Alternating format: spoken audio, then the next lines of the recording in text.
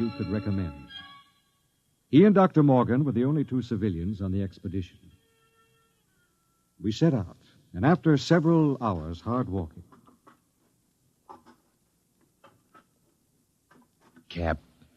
Now, what is it? Don't look now, but very slowly turn your eyes to the right and look behind that big yellow rock. Okay. You see anything? No? Well, keep looking. Don't stop walking or let on. Okay. There. Yes, it looked like a shadow or something. It's one of them gimpos. He's been following us now for almost an hour, dodging in and out behind the rocks. Shall I bring him in? No, not yet. Just pretend you don't see him. Tell the others, if they notice, to show no fear. There's nothing will start these simple-minded cavemen like fear.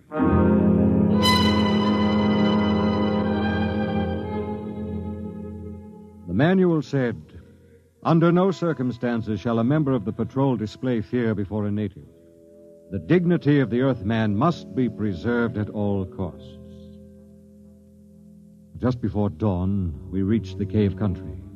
We were tired and hungry, and we stopped to cook some food and rest. Everything was quiet. There was no sign of the gimpo which had been trailing us until... Okay, get in there, you sneaking little monkey man. Come on, before I break this shovel on your stern. Here, what's the trouble? Cap, I caught me one of these gimpos sneaking around outside the tent. Bring him in the light of the fire. We can get a look at him. Faulkner? Yes, sir? Keep an eye on him. Try to establish some communication. All right, get in there. Look out. No need to knock him down, Bat is. Oh, that's the only language they understand. See if you can reach him, Faulkner. Okay, Captain. I'll need a drum of some sort. A what? Well, they have no language as we know it, and they have a very rudimentary sense of hearing. I find they communicate with one another through a very primitive kind of vibration of the tongue. The closest I can come is a series of drum beats, a sort of Morse code. The psychologist on the first expedition had it worked out before he was killed by the plague.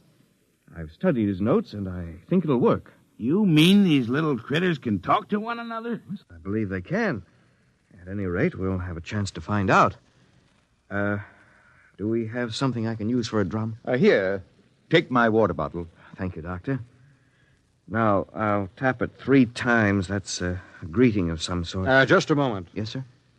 I don't want you treating this fellow like an equal. Don't give them the idea that we're desperate. Once they sense that, you're lost. I have to communicate with him, sir. Now, just bear in mind what I said. Dignity. Yes, sir. I'll do my best, sir.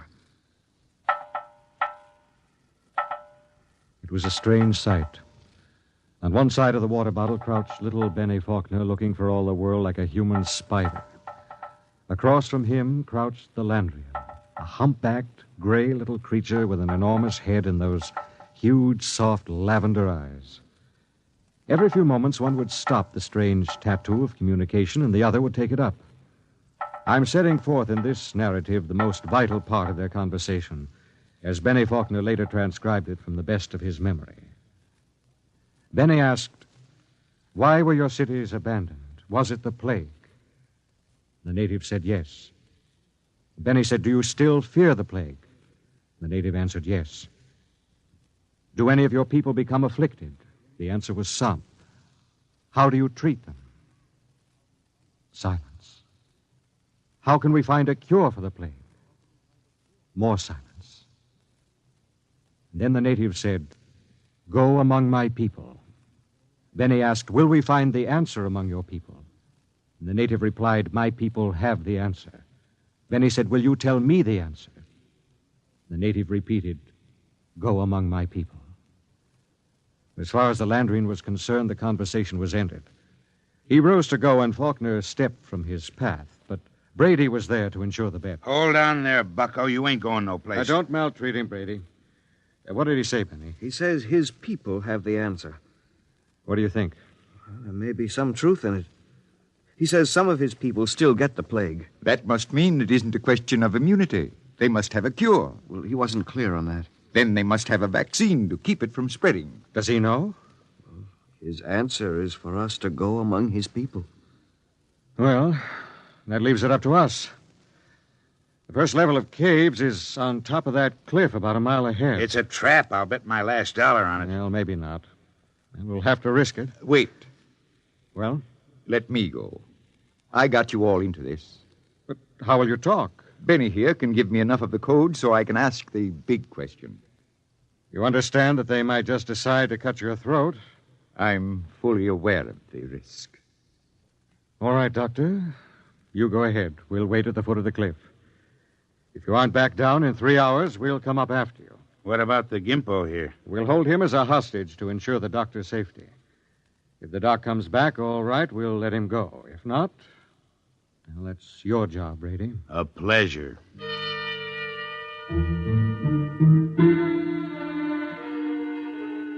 It took Dr. Morgan about an hour to pick his way up the side of the cliff to the first of the openings where the Landrians lived. He waved to us before he entered the mouth of the cave, and we waved back. Then we settled down to wait. It was a long, long wait.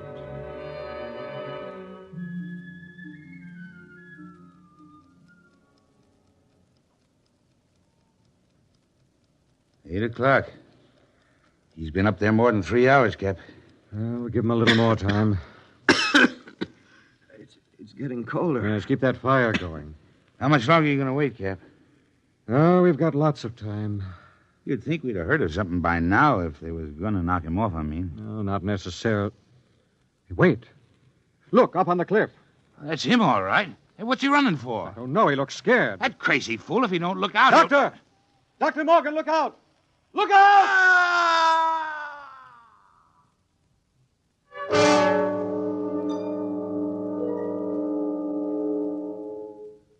We found the doctor at the foot of the cliff, crumpled and broken. There were no marks on his body, nothing except a twisted, mocking grin on his face. Oh, yes, and one other thing. Scrawled across the pad he had taken with him on which to make notes concerning the answer was a single word. The word was courtesy. We threw the paper away. The expedition was a failure, though Bat Ears claimed he'd get it out of the Gimpo if I'd let him. I nodded in agreement. Bat Ears took the little native off behind an outcropping of rock.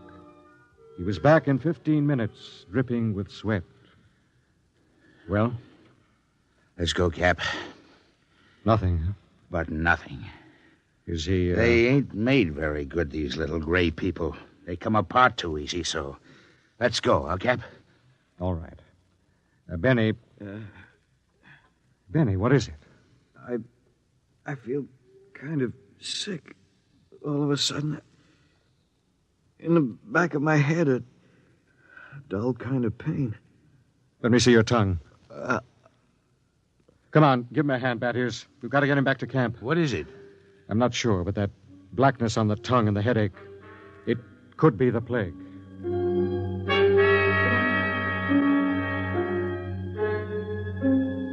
By the time we got Benny Faulkner back to camp, he had the red spots on his body, and then the fever began to rage.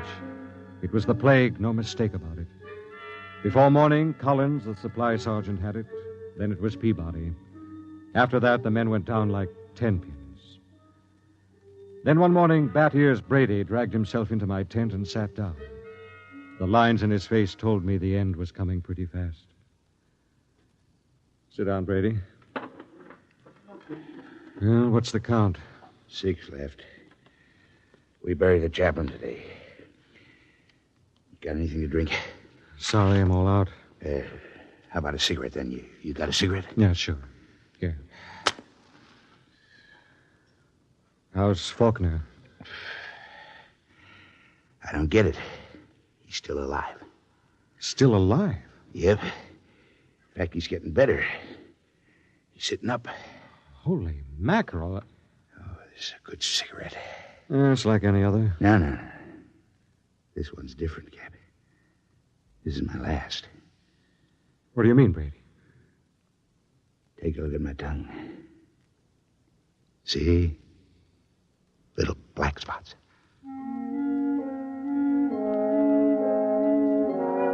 Somehow I managed to get him into bed. He was already raving when I gave him the last of the morphine. It was incredible. Big, brawling, bat ears Brady, a tower of strength, lying sick and whimpering on a cot. When he died, I went out on the moors to think. The sun was a dull red glow. Cold breeze whipped up. But somehow I couldn't forget Faulkner.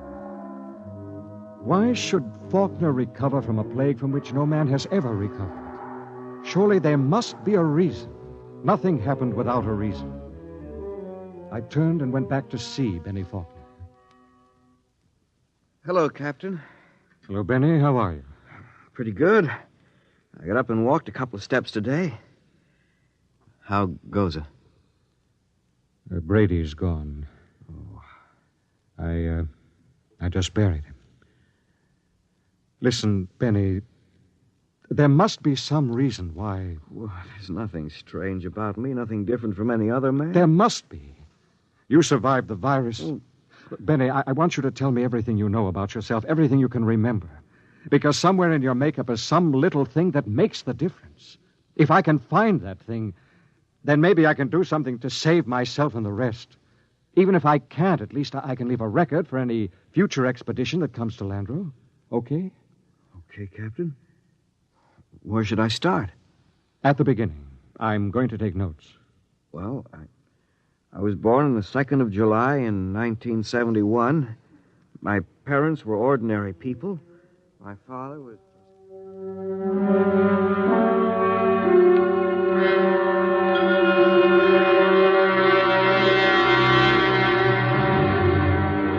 Look, Captain, I've told you everything I can remember. 3 days now you've gone over me, pawed me, questioned me. What else can I tell you? Benny, let's go over that last part once again. Where should I start? Take it from where the native started to walk away. You stepped out of his path, and Brady grabbed him. Okay, so I stepped out of his path. Why? What do you mean, why? Why did you step out of his path? Why not? Courtesy, I guess. What's the matter? Courtesy. That's the word that Dr. Morgan had scrawled in his notebook. Well, I don't see that... I don't either. Tell me, Benny, why should you want to be courteous to a native? Why not? What about maintaining your own dignity? Are you talking about dignity or arrogance? I don't know. Benny, listen, maybe we were all wet in our deductions. Maybe these cities here on Landro weren't deserted centuries ago. Maybe these little people up in the caves are the same people who used to live in those big cities. Why would they leave?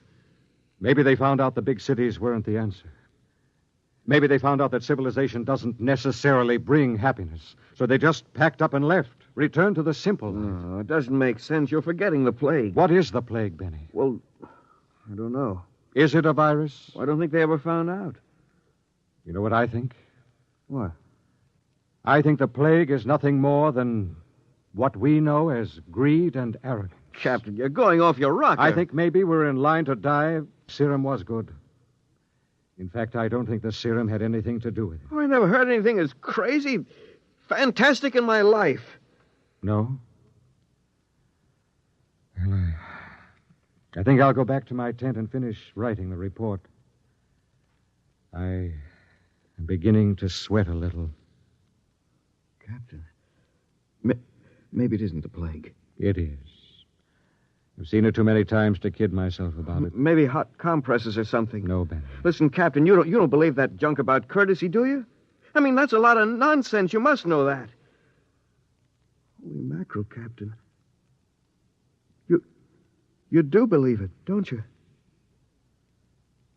Good night, Benny. I think I'd like to be alone for a while. Okay. Good night, Captain. Maybe the supply ship will be early. You can probably stick it out.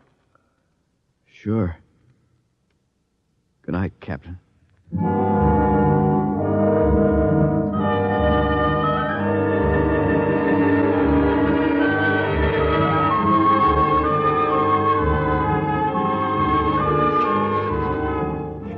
And this concludes my report. I'm turning it over to Benny Faulkner in the hopes that he will be able to transmit it to any other expedition commander who contemplates exploring the planet of Landro. The fever is beginning to mount now. My hands tremble as I write. The end should not be far off. There's little question in my mind as to what it'll be. You see, I didn't have a chance. I stepped out of no paths. I showed no courtesy.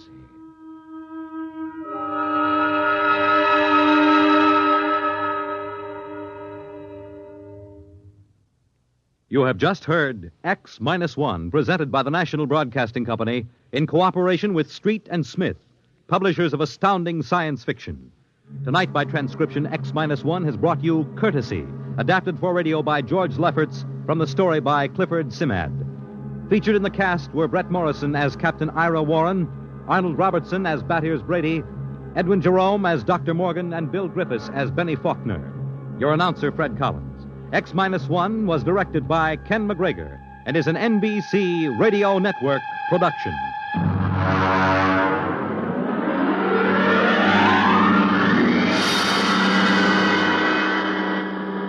And now, next week, the frontier is a strange place, and a frontier is not always easy to recognize. It may lie on the other side of a simple door marked No Admittance, but it is always deadly dangerous.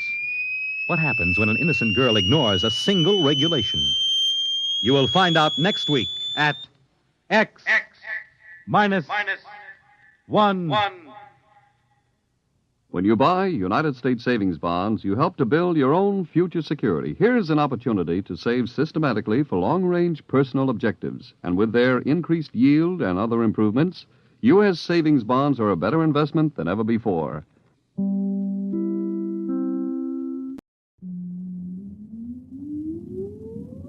Countdown for blast off. X-5, 4, 3, 2, X-1, fire.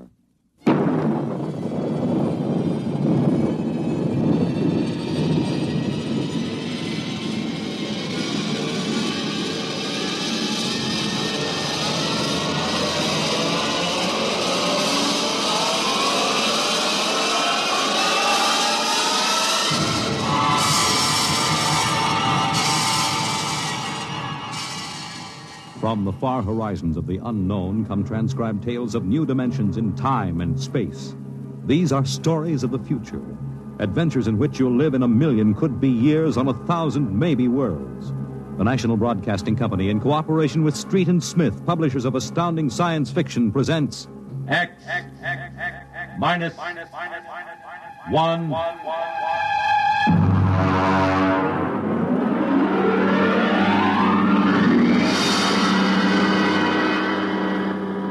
Tonight's story: Cold Equations.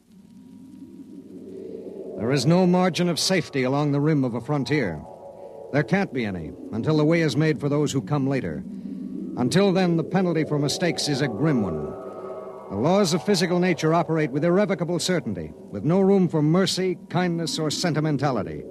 In space, life becomes a cold equation, and the equal sign is often followed by death. I know. I'm the pilot of an EDS.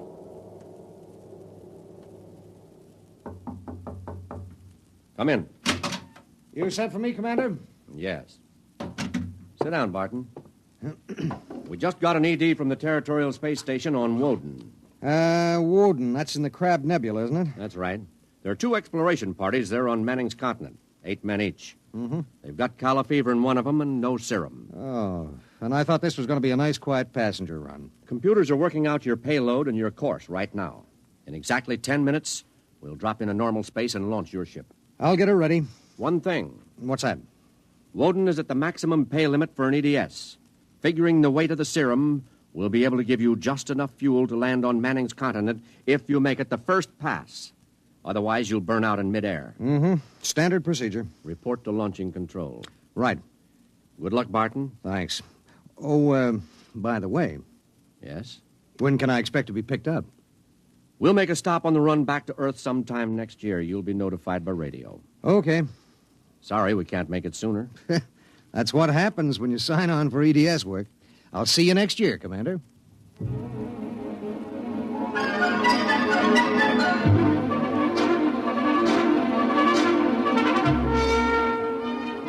Down in the belly of the Stardust, the crew was working like beavers to get the EDS, the emergency dispatch ship, ready. Mechanics and technicians were swarming all over the place. Girls in inspectors' uniforms were checking the gauges in the supply cabinet. 9 minutes later, the exact course was in the computer. The serum was stowed in my supply cabinet closet, and little EDS 4G3 was ready to be born into space. Martin, Yes, sir. 30 seconds to blast off. All set? All set. I'm turning you over to traffic. Ready. Traffic control. Come in, EDS 4G3. Ready. 20 seconds. Lock open. 15 seconds. Space drive on. Space drive on. 10 seconds. Gravity neutralizer on. Neutralizer on. 5 seconds. 4, 3, 2, 1. Blast off.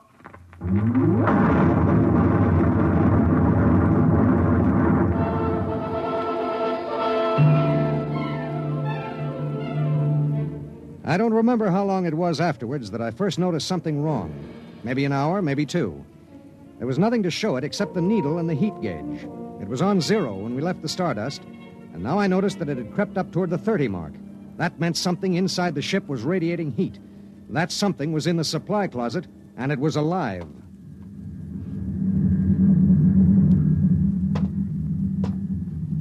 All right, come out. Whoever or whatever you are, if you don't come out in 5 seconds, I'm going to blast you. 1, 2. Well, I'll be... Hello. I'm Marilyn Lee Cross. What are you doing in there? I'm a stowaway. Oh, my... What's the matter? Do I have to pay a fine or something? What are you doing here? I wanted to see my husband. Who's your husband? He's with the government survey crew on Woden. I haven't seen him since he left Earth 4 years ago. Okay. But what made you hide in my EDS? I have a job waiting for me on Mimir, but I heard you were going to Woden and there was plenty of room, so I hid. Oh, I knew I'd be breaking some kind of rule, but what's one little rule?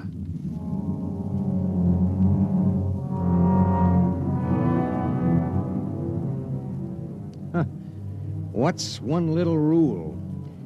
H amount of fuel will power an EDS with a mass of M safely to its destination. H amount of fuel will not power an EDS with a mass of M plus X safely to its destination. Well, how could she be expected to know? She was 5'2" with brown curly hair and the faint, sweet smell of perfume. She was 5'2" and she smelled like apple blossoms. And her name was X in an equation that would have to be balanced.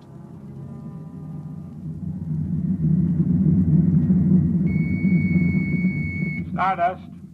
Come in, EDS. Come in. This is Barton, emergency dispatch pilot 4G3. Go ahead. Give me Commander Delhart. What's the message, EDS? I have to consult Commander Delhart. The commander is busy. Listen, you squirt. Give me Commander Delhart. One moment, 4G3. Commander Delhart, emergency message from EGS 4G3. This is Delhart. What is it? At 0800 hours, I discovered a stowaway aboard my ship. A stowaway? Yes, sir. Well, have you notified ship's records? Not yet, sir. You know the regulations as well as I do. Of course I know the regulations. That's why I'm calling. Martin, what's going on? Sir, this is a girl. A young woman. Oh. She wanted to see her husband on Woden. She didn't know what she was doing. I see. I wondered, sir, maybe the cruiser could change course or something? I'm afraid not. We're hundreds of light years apart now. We have a limited fuel supply ourselves, with 900 passengers. Is there any chance? No. Okay, Skipper. Better get the information to ship's records. Okay.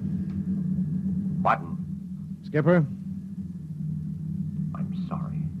Yeah, sure.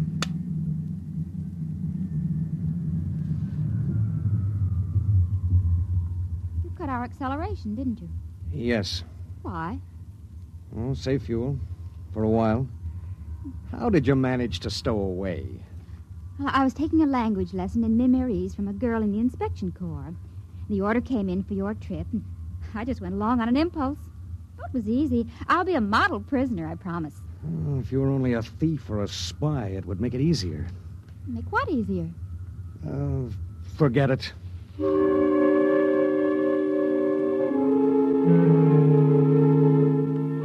Why couldn't she have been somebody with some ulterior motive, a fugitive, hoping to lose himself in a raw new world, a crackpot with a mission? Why did she have to be a woman? A beautiful, kind, trusting woman?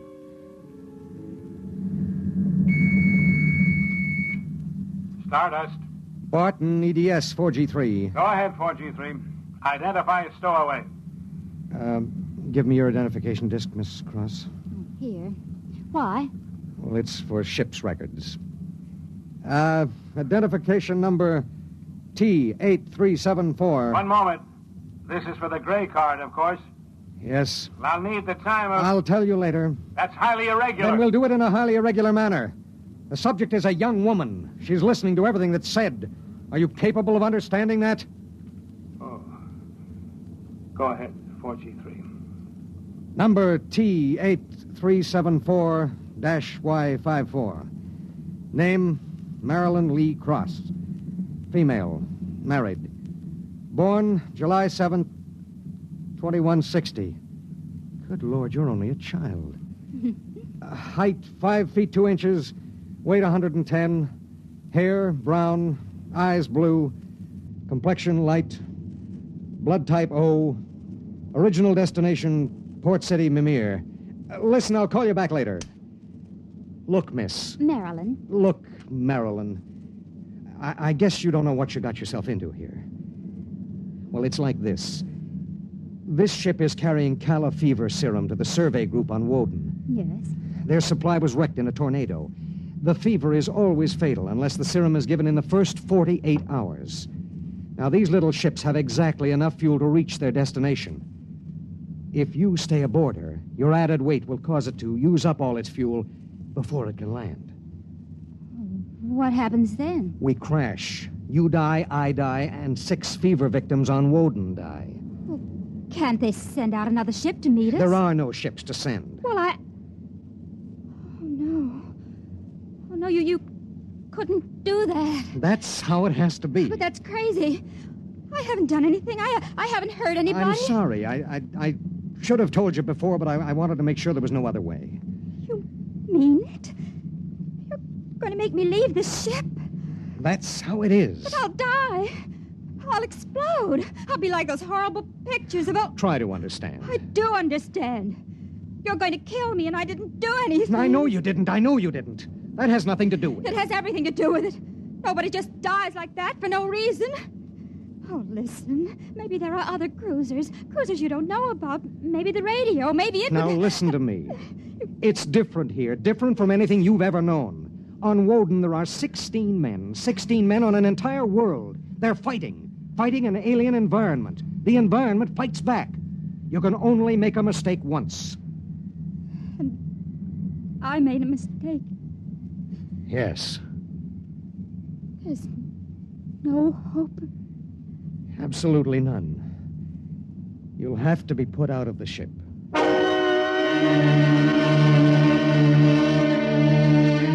It was better so. With the going of all hope would go the fear. Then would come the resignation.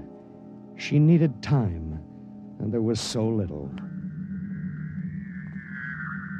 EDS. Starship to EDS. Need pertinent data. All right, Starship. When do you expect to complete your report? I need a computer check. I'll give you statistics. Statistics. This is EDS 4G3. I'm intersecting course vector 7.3 at 0831. Deceleration 1750, weight 1 ton. I would like to stay at point 10 as long as the computers allow. Will you give them the question? Check. I'll call you back. We wouldn't have long to wait. The new factors would be fed into the steel maw of the computer bank, and the electrical impulses would go through the complex circuits. Here and there, a relay would click, a tiny cog turn over. But it would be the current, formless, mindless, invisible, which would determine with utter precision how long the pale young girl beside me would live. 5 little segments of metal in the second bank would trip against an inked ribbon, and the machine would spit out the answer. He will resume deceleration at 1910. It was 1810 when he spoke. 1 hour. She has 1 hour to live.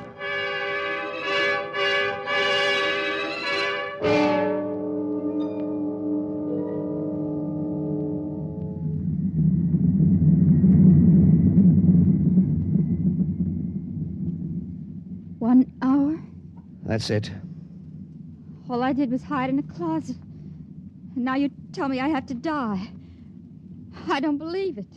You might as well get used to it. If this happened back on Earth, 1,000 ships would fill the sky. The whole world would know about it. They'd do everything to save me. This isn't Earth. It was such a big dream.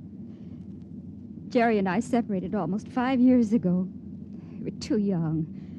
And I was going to see him to try to make everything all right again. Are you married?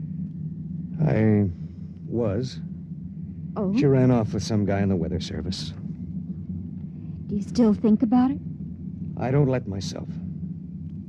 Where is she? Back on Earth. Look, if you don't mind, I'd just as soon talk about something else. Okay.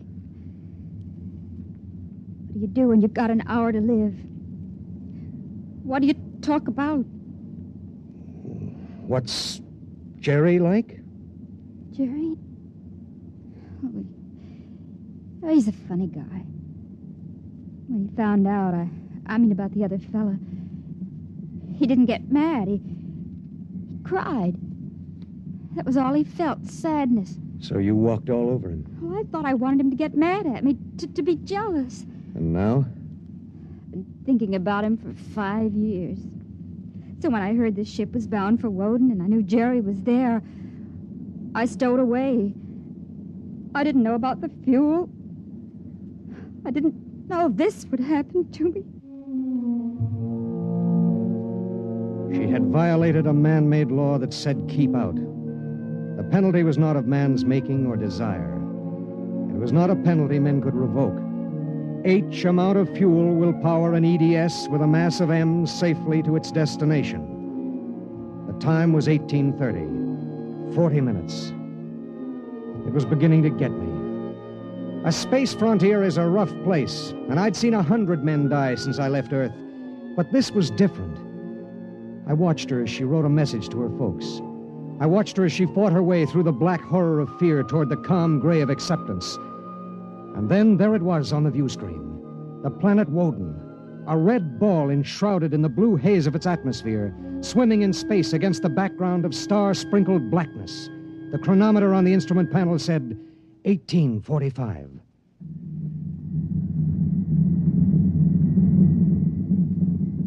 Listen, we're in radio range of Woden now. I mean, would you want me to try to contact your husband? Jerry? It'd mean he would know you're going to die. There'd be nothing anyone can do. Yes. I would like to talk to him. Do you think we can? Well, the planet is turning. If his group is on the side facing us, we might be able to reach him. Oh, try. All right. Hello. Hello, Woden. EDS to Government Survey Group. Can you hear me? Come in, Woden. They may not be monitoring. Hello? Hello? Hello. Identify yourself, please. This is Government Survey Group 1 on Planet Woden. This is John Barton, EDS pilot. Do you have the serum? Yes. How bad is it? 1 man died last night. 6 have the fever. How long will it take to... I start deceleration at 1910 hours. I should be able to land at 1930. Thank God. Look, do you have a Gerald Cross in charge of the group? Commander Cross? Yes, we do. Could I speak to him? He isn't here. He's out with the survey team. When do you expect him? Can't say. How do you read me? How much time do we have left for communication? Less than 15 minutes. All right. If Commander Cross comes back before we lose radio contact, will you have him buzz me? It's important. Okay, EDS. I'll keep the set open. Check.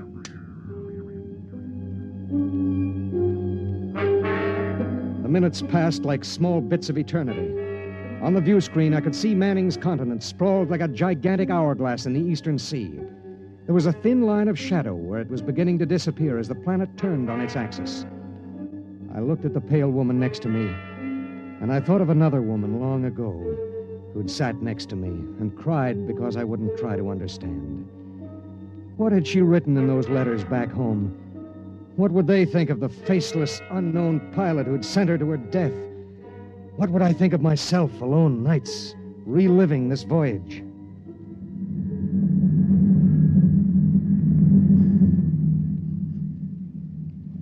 It's cold, isn't it?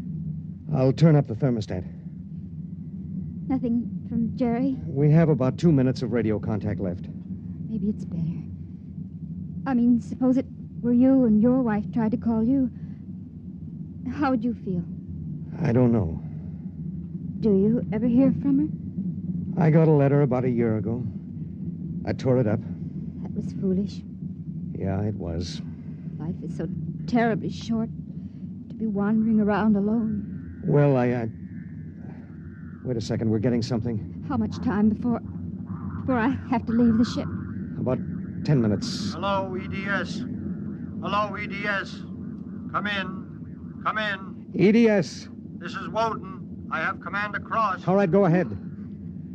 Hello, this is Commander Cross. Jerry Cross? Yes. I have someone for you. Go ahead. Hello? Jerry?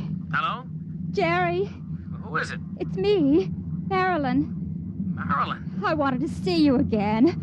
I stowed away on the EDS. You what? But Marilyn... It doesn't matter, Jerry. All that matters is that I can tell you all the things I've kept inside for so long.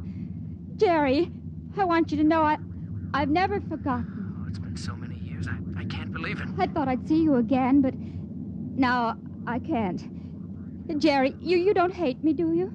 Hate you? Oh, Marilyn, I've never stopped loving you. Not for an instant. Oh, Jerry. Listen, we don't have much time. The transmission is getting fuzzy. Oh, Marilyn, I've got to see you. There's got to be some way. But there isn't. Let me talk to the pilot. Give it to me.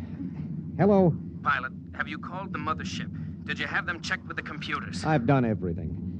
You've been on the frontier long enough to know the setup in an EDS. Oh, dear God, there must be something, some way. Do you think I'd let this happen if I wasn't sure? He tried to help me, Jerry. He tried. And it really doesn't matter.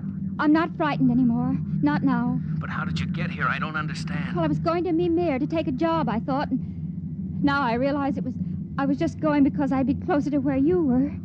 Oh, Jerry, all this time... Don't. Let me tell you something. Marilyn, I've always known you'd come back to me. I've known it every minute. It's what's kept me alive. I want you to hold that in your mind. Jerry, I can't hear you. We haven't much time. We're losing radio contact. Jerry! Oh, don't cry, darling. Just know how I feel. I do. It's fading. There are so many things to say. Jerry, if you can still hear me, maybe I'll come to see you again.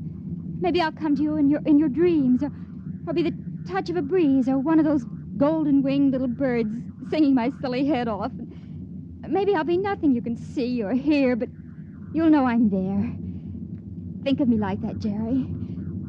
Goodbye. Goodbye, my darling. She sat motionless in the hush that followed. And then she looked at me. Now? Now. I pulled down the black lever, and the inner door of the lock slid open. She walked with her head up and the brown curls brushing her shoulders. I let her do it alone. She stepped into the lock and turned to face me, and I could see the pulse in her throat. I'm ready. I pulled the red lever, and there was a slight waver as the air gushed out. I thought I sensed a bump, as if something had bumped the outer door. And then there was nothing. The white hand of the closet temperature control was back at 0. A cold equation had been balanced, and I was alone in the ship.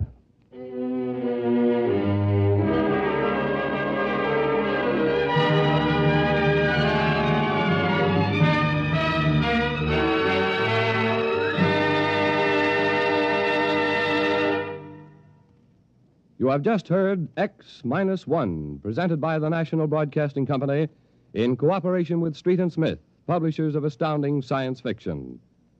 Tonight, by transcription, X-1 has brought you Cold Equations, written by Tom Godwin and adapted for radio by George Lefferts. Featured in the cast were Court Benson as Barton, Jay Meredith as Marilyn, Milo Bolton as Commander Delhart, Bob Hastings as Jerry Cross, Jack Arthur as Traffic Control Officer, and Walter Kinsella as the Woden Monitor. Your announcer, Bill Rippey. X-1 was directed by Ken McGregor and is an NBC Radio Network production.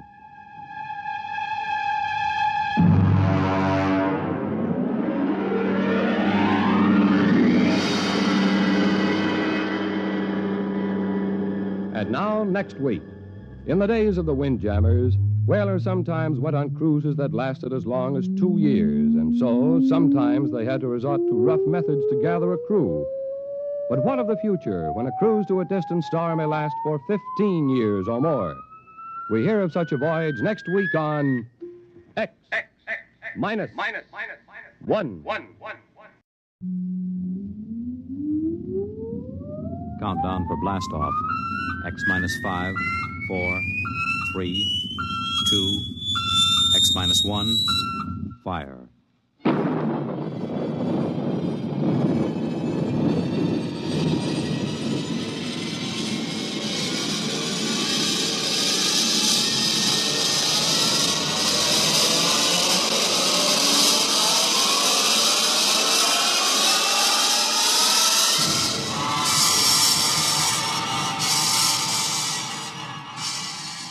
From the far horizons of the unknown come transcribed tales of new dimensions in time and space. These are stories of the future, adventures in which you'll live in a million could-be years on 1,000 maybe worlds. The National Broadcasting Company, in cooperation with Street and Smith, publishers of astounding science fiction, presents X minus one.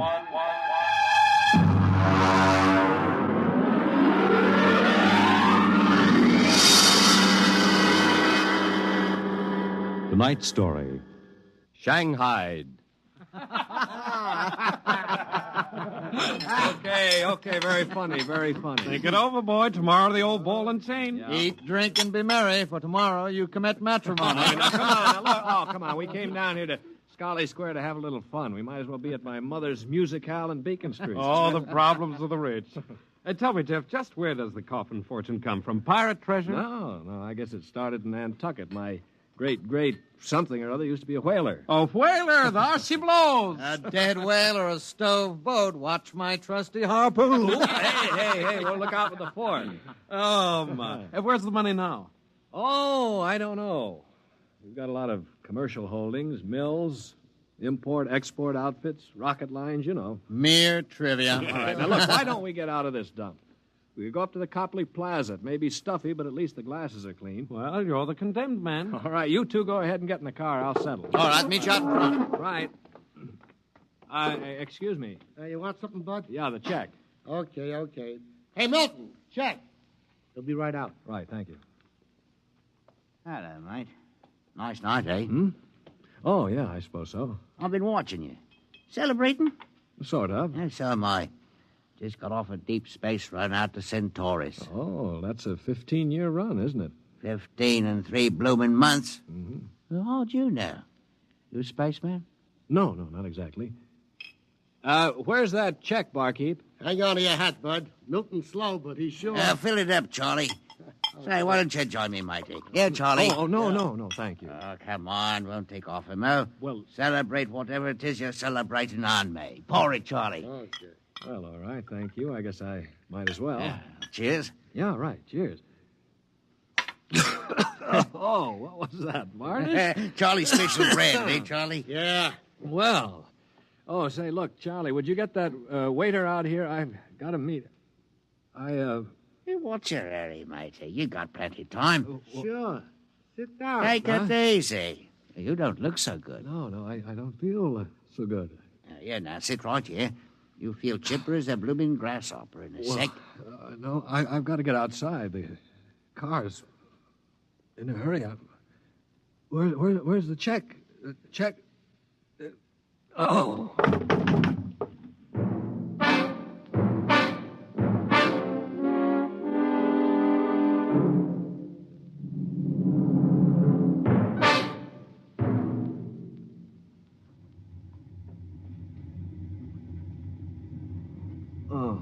All right, matey.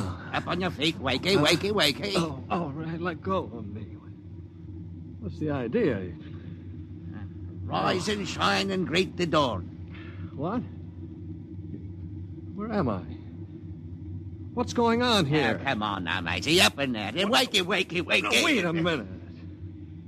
Say, you were at that bar, Scully Square. Come on now, up on deck or you'll be in trouble. Deck? What are you talking about? Where am I? It's hard to say exactly. Offhand, about 8 hours out of Atlantic Spaceport. Atlantic Spaceport? Now, look, what kind of a joke is this? If Alan and Peter think this is funny... What ship is this? R.S. Michael M. Rafferty, Coffin Line. Oh, Coffin Line. Well, that makes it easy. Now, you've got to put back to port. Forget your toothbrush, Banks. No, listen, you runt. You take me to the captain or I'll tear you apart. Here, I'll grab my jacket. All right, get moving. Sure, my dear. I'll take you to the captain. But you're going to be sorry.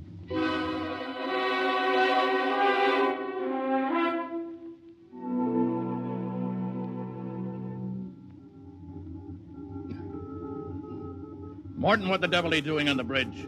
Get below before Right away, sir. Only this here gentleman asked to see you. Yeah, that's right, Captain. There's been a mistake made.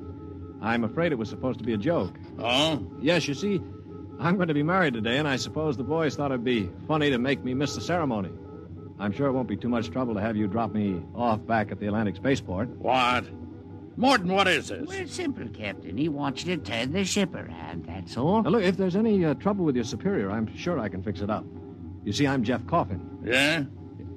Well, you don't understand. My father is Cyrus Coffin. He owns this ship. Oh, he does, Morton, get this drunk below. Now, just a minute. I can understand you're not believing me, but I can identify my... Hey, where's my wallet? I've been robbed. Oh, now, look, Captain, wait a minute. All you have to do is radio back and check. Mr. Black, remove this man from the bridge. Yes, but... Aye, sir. You heard the captain, Buster. Oh, no, wait a minute. Let go of me. This is no way to treat a passenger. Passenger? Huh. Wake up, sonny boy. You're one of the crew. Now get below.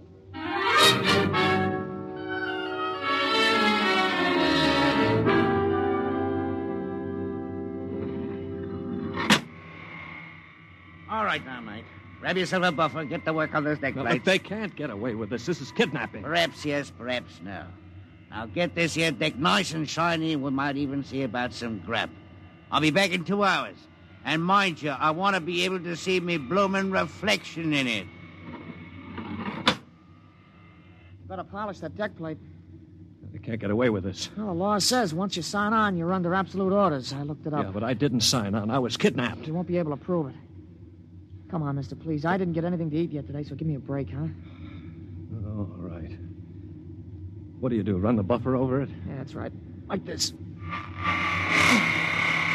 You sign on? Yeah, I ran away from home. How old are you? 16. 30 when we get back. Yeah. What do you mean 30? We're headed for Mars, aren't we? Only to refuel. We're outbound to Centaurus. Oh, no, it can't be. Well, that's a 15-year run. Morton! I've got to get back. It's no use. I'm getting married. My bride-to-be will think I'm dead. Martin! Martin! What's up here? You want me to call Mr. Black again? He'll give you what for. Listen to me, Morton. Listen, I've got to get back to Earth. I can't disappear for 15 years. Oh, is that the flat? Look, we stop at Mars, right? Yes, and you'll be below decks under lock and key. Listen to me. If I can make it worth your while, will you get me off at Marsport? Jumping ship, huh? That's real naughty, mate. $1,000? Why, what would I tell me poor old mother in better say? 2,000. 5 in advance. What do you mean in advance? You're probably the one that rolled me for my wallet. I'll find a way.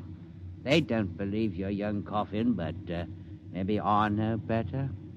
All right, it's a deal. Look, Mr. Coffin, can you take me with you? I didn't realize what it would be like. I can pay my share. I could work it out for you, or maybe borrow money. I couldn't stand 15 years. I'd go crazy. All right, sure. What about it, Morton? Oil cost you another 1,000. You cheap swindler. Here now, Mr. Coffin. I'm all what stands between you and a lovely pleasure cruise for 15 years. So I thank you to treat me with the respect and politeness what a gentleman like myself deserves.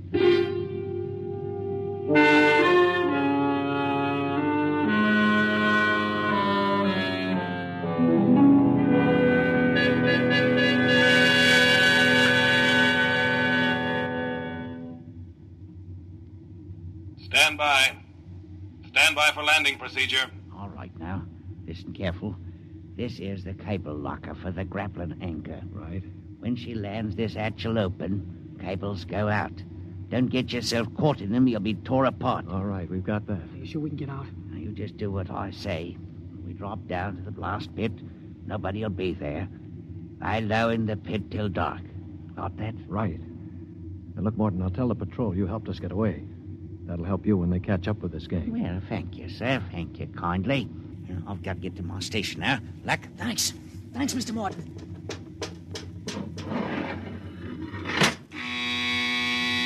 Well, there's a landing horn. Now keep clear of that cable, Joey. Here we go. Right. Hold on tight. There goes the grappling cable. Yeah. All right, come on. Drop through the hatch. It's about 6 feet. All right, it's clear. Hurry up. Here I come. Oh. You all right? Yeah, twisted my ankle. It's all right. All right, there's the blast pit. Get going. Right. Now, we're all right so far. The ship hides us. Here's the pit. All right, now get down so they can't see you. Wait a minute. I hear somebody coming. Keep still. Maybe we better look. Look, if we stick our heads up over the edge, they'll see us sure. Now keep down and keep still. I hear him. Shh.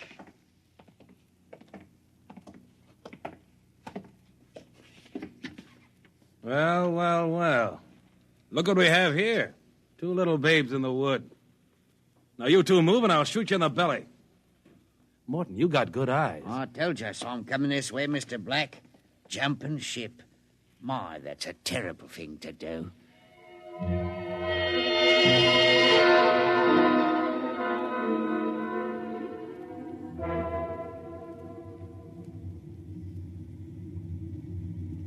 Mr. Black, inform the ship's company that these 2 men have been found guilty of attempted desertion. Desertion? You kidnapped me, you dirty crook. Don't you talk to Captain Howell that way. I'm sentencing them to 24 hours hull watch. Take them away. Morton, take him to the aft lock. Aye, sir. You calm down after 24 hours hull watch. What's hull watch? Very simple. We put you 2 in spacesuits, shove you through the airlock on the end of a line. You sit out there and watch the hull for 24 hours. No food, no water, and the eating units in those suits are just a little bit defective. Makes it interesting along about the 18th hour. Yeah, I'll bet. Here we are, gentlemen. The airlock. You get in there. Got 5 minutes to get into them suits before we blow the air out. See you in 24 hours. Maybe.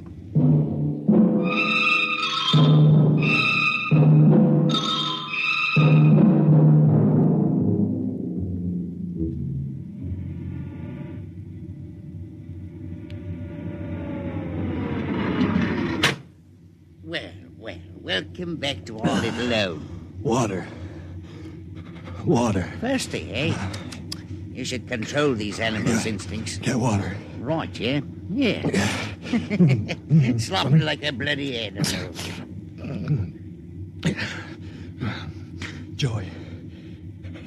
Joey passed out. Help him. He'll be all right. Teach a lesson, both of you. Take my advice and behave yourselves. You've got 15 years to go on this here ship. You might as well make the best of it.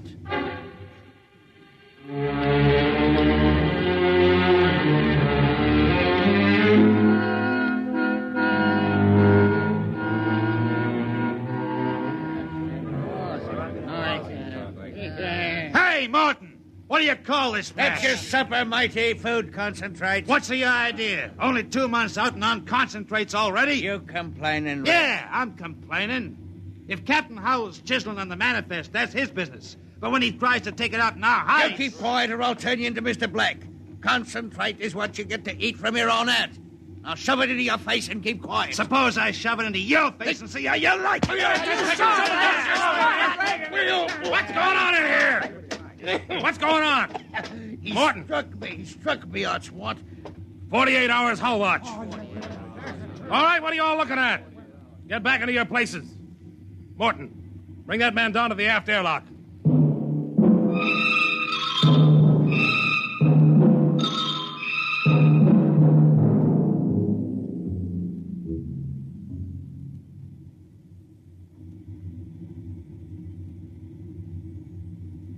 It's murder, that's what. Plain murder. Space Code gives a 30-hour limit for punishment.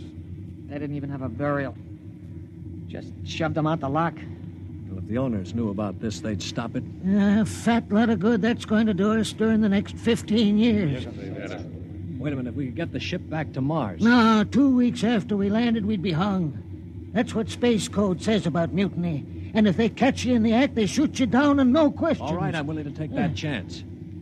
We're going to let Black and Howell kick us around for 15 years? Why don't we take over and head back? Right. I'm for it. Let's go. You bet. Going to rep something, gentlemen. Discussion? Talking about the captain, maybe. Grab him. Here, pick up. Throw him into the jet. Come on. I'll have you all out of the Ellen shifts. Also, your knife rations, that's what I'll... Show him my oil rag, Morton. Well, that's done it. He's an officer. Who cares? Yeah, we've got to move now. Joey? Yeah. You get up to the radio room and smash the set before they can get a message out. Right. Pop, you get aft. Tell the engine watch. Yes. The rest of us will go up on the bridge. How about this rat? Tie him up. Speed counts now. We've got to take over before they know what hit them.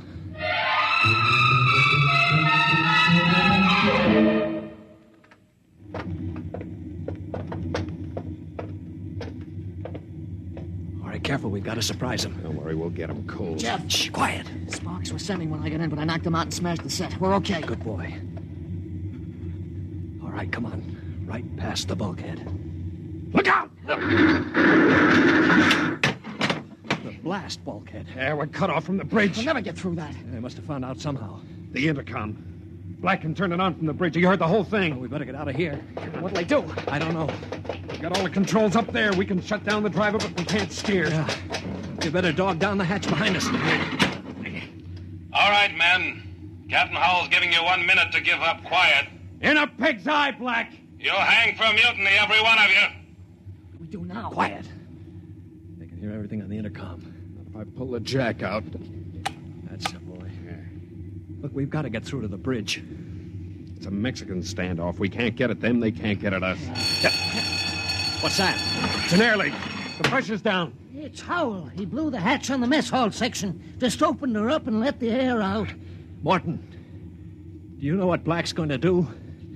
He's going to bleed off the air down here. Serves you all right. If I had my way, I'd see you all out on the hull till you froze stiff. You're forgetting something, Morton. You're back here with us. What do you mean? If Black and Howell blow out compartments one by one or bleed the air off, you'll get it too. They'll take care of me. Don't you worry about that. Oh, you think so, huh? Joey? Yeah. Plug that intercom back in. Right. Captain? Captain? Giving up? We've got Morton back here. Yeah? If you try anything on us, he'll get it too. What am I supposed to do, cry? You don't care if he dies? That's his problem. We're going to drop the oxygen level 5%. Can't do that to me. Captain! Captain! It's unfortunate that you were captured, Morton, but the security of my ship comes first. You mean you don't care? You'd see me dead. Precisely. Well, you can't. It's murder, that's what. I'm not one of them. You can't kill me. You can't. Joey, pull the intercom plug. All right, there you are, Morton. They'd kill you just as soon as look at you. Now listen, we've got to get through that bulkhead. You know this ship. There must be some way. Morton, we're your only chance. Get us through the bulkhead. All right. All right, why shouldn't I? They'd kill me. Well, then there is a way to get through. An emergency release. Uh-huh. They don't tell crewmen about it to keep them from breaking through in an engine blast and leaking radiation to the bridge. Well, then let's get going. We've got to get through that bulkhead before Howell cuts the air down and gets us all.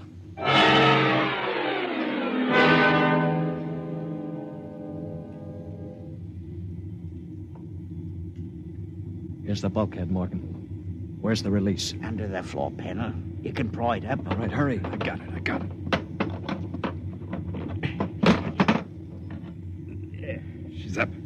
Wax on a K. Ready? All right, Morton. Open it up. Here goes. Morton! He's dead. Electrocuted, and the bulkhead's still closed. He didn't even get to turn that key. It killed him instantly. Harry. Yeah? Have you got your watch gloves? They're insulated. Oh, yeah, sure. Get Morton out of the way. Don't touch him, Joey.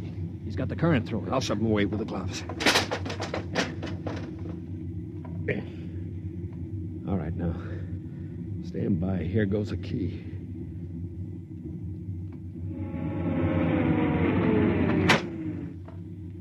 All right, let's go. Get him. Come on in. That's it. Stand back there. Come on, get him. Stand back.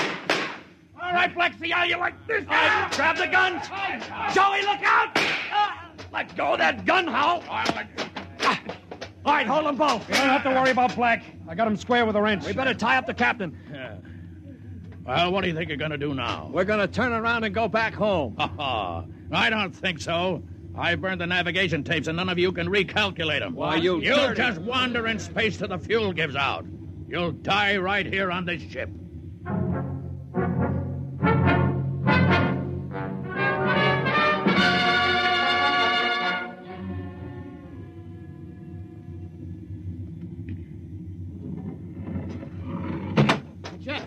Jeff, the interceptor screens went on. Meteor? No, it's a ship. A patrol ship coming up on us. Oh, they must have got an SOS off. Yeah. Well, I'm not so sure that's so bad. Wait a minute. We don't have to worry. We can just tell them the truth. You're not familiar with space code, young man. Mutiny is punishable by immediate execution. In other words, they don't ask questions. They just shoot. He's right, Jeff. We're through. Can we get away? Not from a patrol ship. Already sent us a heave-to flash. If we run, they'll blow us out of space. I'm afraid your mutiny is about over with, gentlemen. They'll be aboard in an hour. And 10 minutes after that, you'll all be dead.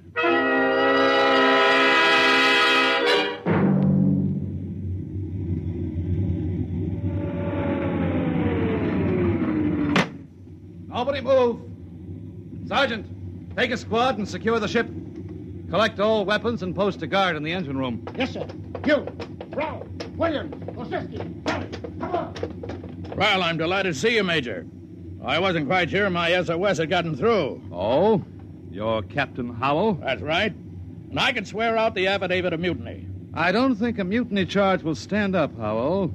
Not with a relief of command warrant out for you. I think we'll just forget about it. But you can't do that. Space code is clear. You recorded my SOS. No, we didn't, Howell. Then how'd you get here? They sent us after you to get Jeff Coffin. Where is he? I'm Jeff Coffin. Jeff, we had a missing persons alarm for you, and then when a check you signed turned up at Marsport. A check? Mm-hmm. Oh, that's right. I gave one to Morton to help me get away. And he sold it to a fence for half face value. We traced it back to the ship. Coffin, I've got orders to escort you personally. We're taking you back to Earth. Can I send out a message, Major? Of course. Oh, that reminds me, Jeff. I've got one for you from your fiancée. She said to tell you that she didn't object to a bachelor party in principle, but she did think 6 months was stretching it a bit.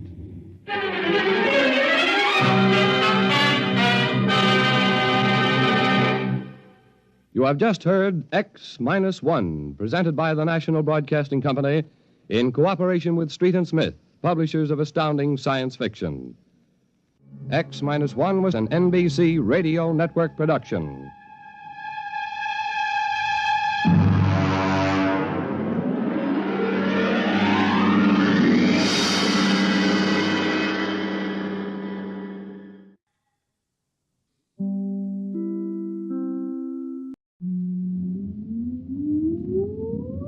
Countdown for blast off. X-5, 4, 3, 2, X-1, fire.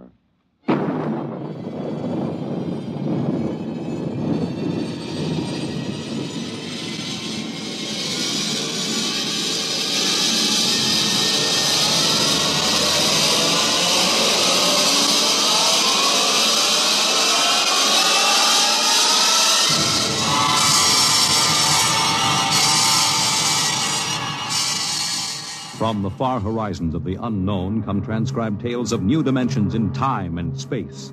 These are stories of the future, adventures in which you'll live in a million could-be years on 1,000 maybe worlds. The National Broadcasting Company, in cooperation with Street and Smith, publishers of astounding science fiction, presents X minus 1.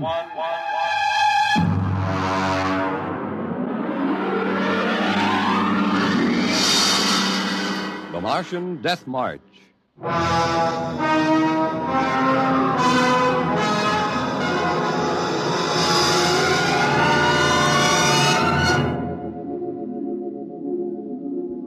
I've always been interested in lost causes. The revolt of the Scottish Jacobites against England, the last stand of the Cherokee and Sioux Indians, and the death march of the Martian Highlanders in 1997. There's been a lot written about that march. The UN Commission report covers 4 volumes, but the whole story isn't down on paper yet. I know it because I was on that march from the beginning to the end. There's one part of the story that no one ever mentions. The Martian Death March of 97 was led by an Earthman.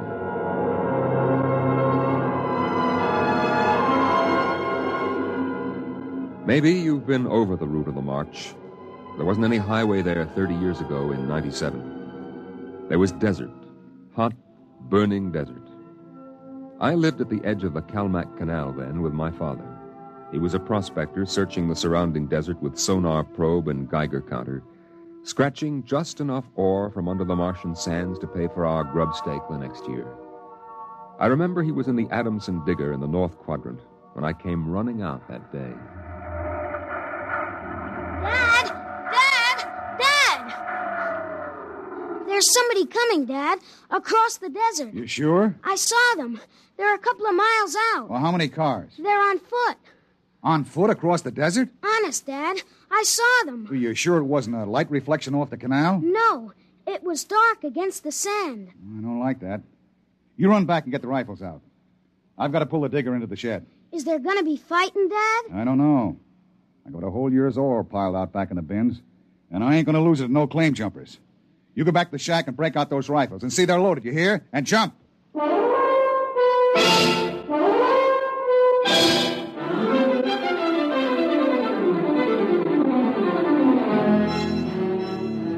Dad had 3 surplus Army rifles and a couple of homemade grenades made out of ore cans stuffed with Adamson A explosives. We crouched inside the shack, waiting. The shadow of the water tower in the doorway grew longer as the quick Martian dusk settled down over the desert. And there they come, Al. There's 2 of them. What's that on the first one's back? Why, I haven't seen one of those in 20 years. What is it? A one-man desert tank. They used to carry water that way before Adamson put out the air-still units. There's something funny about that second one. Look, he's all spindly, and his head's funny. He's funny, all right. Al, that's a Martian. I never saw one off the reservation before. Well, there hasn't been one, not in 10 years. I don't like this. Here they come into the dooryard. You remember what I told you. Line up the sights and just squeeze the trigger. Hello! Hello there! Now, Dad? Hello! Wait a minute. What do you want? Water! I need water! Who are you? My name is John. John, huh? What are you doing with that spider? His name is Cantalcar. I don't care what his name is. What's a human doing with a Martian? I found him in the dry bed of Calmac Canal, nearly dead of thirst. He probably ran off from the reservation. When our brothers are caged, they seek freedom. Brothers? Those spiders? All living creatures are our brothers. On Mars, as on Earth. Hey, wait a minute. Bert Olstrom at False Wells told me there was a screwball heads preacher over there hollering about letting the spiders loose off the reservations. Let no man call his own. No man, nor tribe, nor nation. I guess that's you, all right. Bert told me they called you Crazy John. I don't suppose there's any harm in you. Fill your tank up at the air still. And you can even have supper with us. We would be happy to. We? What do you mean, we? Cantalcar and myself. That spider? Oh, no, I ain't having a Martian sitting down to eat with me. You come on, though. Thank you, sir. No. Where my brother is not welcome, I cannot go. Well, suit yourself. Al, get the key to the water tower. Come out here. All right, Dad. And put away the guns. We won't have any trouble from these two.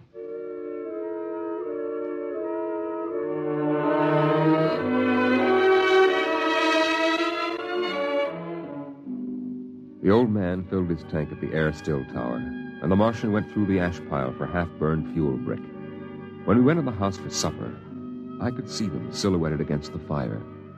The old man with his wild hair and beard, and the thin, spidery arms and legs of the Martian. Dad, What? are all the Martians on the reservation? Yeah. All but a couple of wild ones in the mountains up north. The patrol catches a couple every year. Why? Well, they murder people. No, I mean, why are they on the reservation? Because it's the safest place to keep them, pest us all. How many are there? Oh, I don't know. A few thousand. They keep dying off. Why? They catch earth diseases. Chickenpox almost wiped out the whole gang of them 2 years ago. Chickenpox? I had that. It didn't wipe me out. You ain't a Martian. I was born on Mars. Well, I mean you ain't one of those spiders. Now eat your food, it'll get cold. Okay. Dad, Oh, what now? were the Martians always on the reservation? Well, since the Outpost 3 massacre, they have been. What was that? Oh, back before you were born, they lived wild in the mountains up north. Were they fierce? Fierce enough. Only place for them spiders, behind wire. Yeah, it sure is.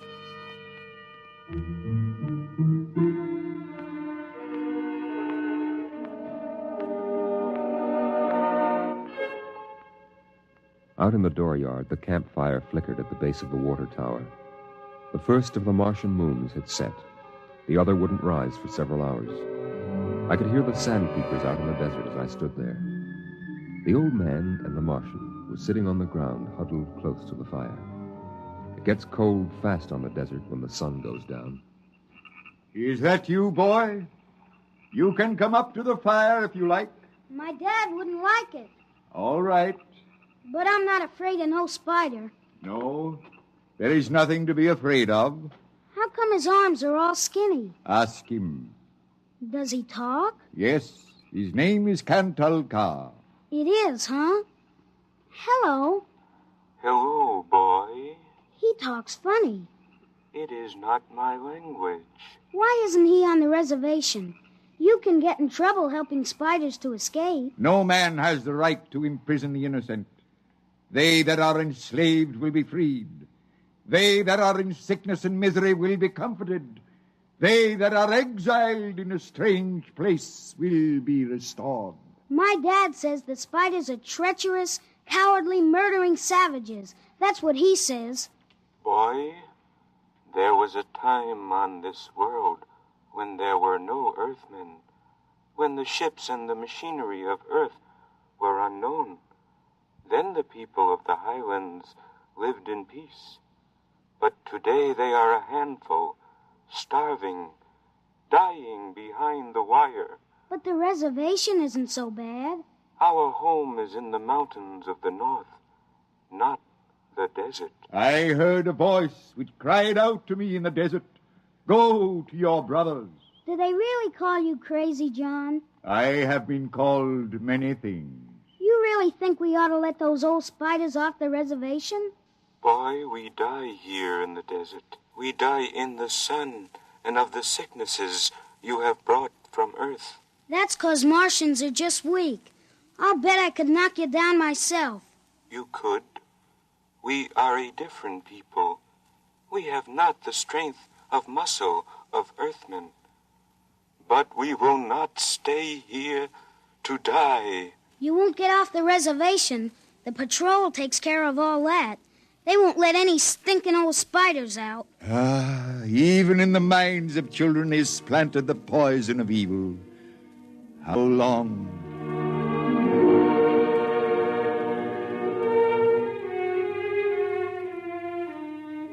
That night through the window, I could see the flicker of the old man's campfire. He was walking up and down now, shouting, singing hymns verse after verse, his white beard catching the light as he passed behind the fire.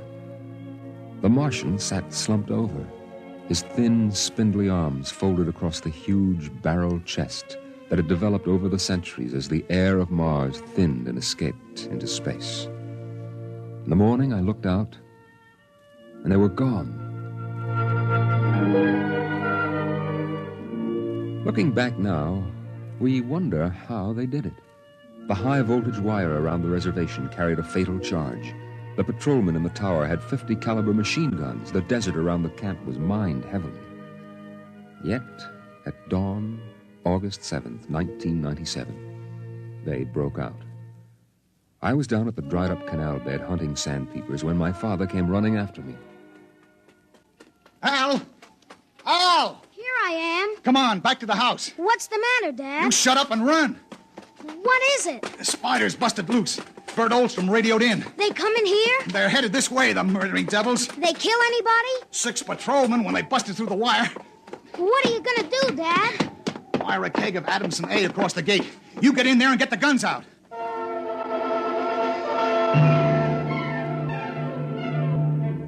I got the rifles and shoved a full clip in each one. Then I slipped a primer fuse on the homemade grenades and lugged them out to the porch. Dad was running lead wires back to a detonator from a half keg of Adamson A he'd set across the gate. There. And that's it. Now give me one of those rifles. Will they be here soon? You can see the dust over the rise. Murdering spiders. What'll they do? I don't know. Now make sure you get a good sight, Al. Don't waste any bullets. There they are, Dad. There they come. Oh, wait a minute. Hold up now. I want to get a good shot. Let him get closer.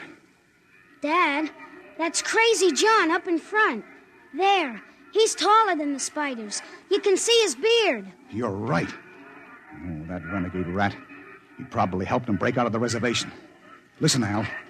If anything happens to me, you ride out back to the shed. You can hide out in the empty ore bins till they go away. Now, you got that? All right, Dad. We're going to come in. The spider's shouting something, Dad. Probably a trick. Get down a little, Al. You're in the way. I got him clear now. Right in the head. Up a little now. Got him! Got him, Al. Dad, look out! They've got guns! Down! Get down! Oh! Dad! Get out, Al! Get out to the shed! Dad, you're hit! Go on! Those spiders are going to rush. Now get going! No, I can't let you! Shut up and get out of here, you hear? Get out of here!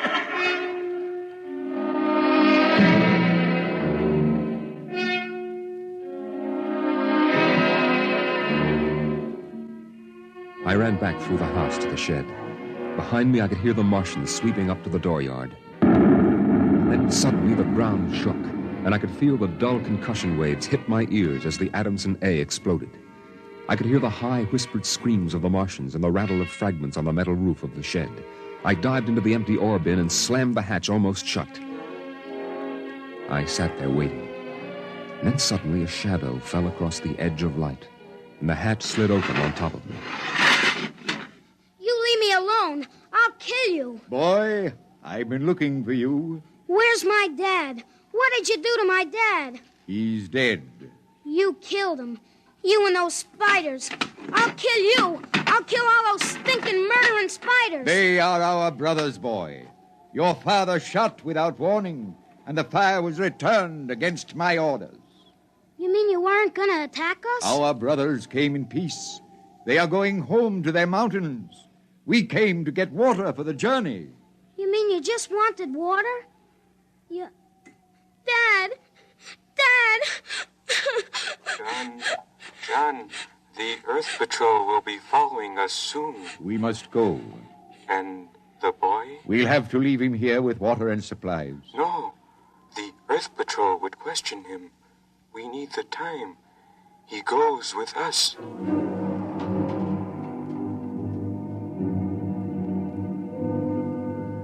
They tore the Adamson air still from the tower and mounted it on poles. They piled our supplies in the yard and loaded them on their backs. And then they started. I marched with the old man at the head, and the column stretched out behind us on the desert. I turned to look back at our house, but the sun was behind it, blinding red. The old man pulled me around as he marched, his eyes fixed on the horizon, where far to the north rose the cool mountains that were the ancient home of the Highlanders. 14 of the Martians died the first day. They dropped to the side of the column when they could go no farther, and died. But the march went on. On the 5th day, we swung wide to avoid a mining settlement, but not wide enough. The miners were in ambush behind a pile of rocks.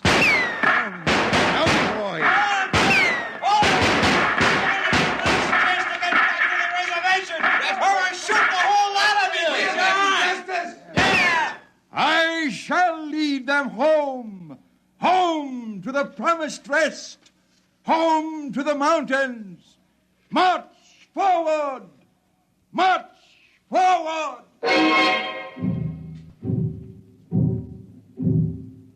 And the march went on. We wound across the desert in wild zigzags, following the paths the old man had traveled through the years. Only once a patrol plane hovered on the horizon and then shot away. The days went on, the weeks, and the Martians died. They died of exhaustion. They died of the diseases we had given. And they died of thirst. The Adamson still could produce 27 units of water an hour, no more. And on that, they died of thirst. Here, boy, here's your water. But that's more than the others got. Take it. It's yours. You're giving me your water. It will be provided to me. He that brings justice to his brothers will drink deep of the water of righteousness. He that... Drink your water, boy. Across the desert, from the Calmac Canal to Fever Dip, past the towering mesas of the Higgins Badlands, across the dry sea bottoms they marched.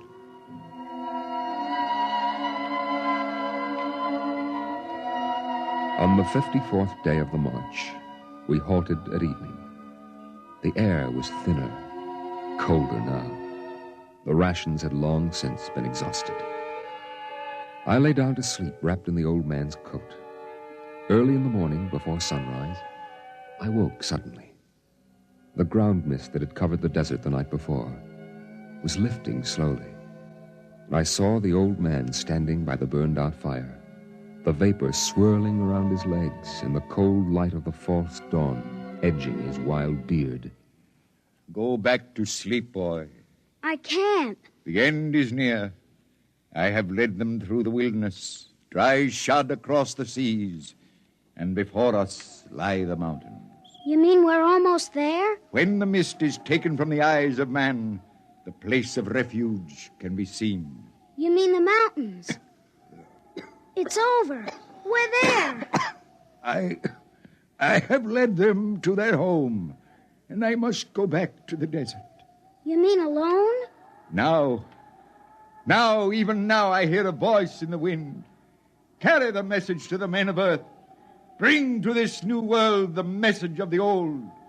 All beings created in the universe are my brothers, and he that harms my brother harms me. Goodbye. Goodbye, boy. You'll be safe now. Goodbye, John. Goodbye.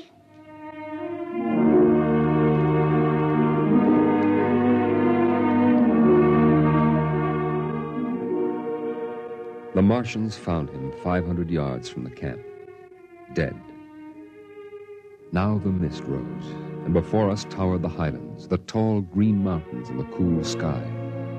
The march was over. Of the 7,000 Martians who started, 900 were alive. They gathered now on the rise of ground and faced the hills. Their thin bodies wavered as they stood, and some dropped to the ground as they stood there. But there was a light of hope in their large, staring eyes. Most of them had died, but they had died on the way home, and now the march was over.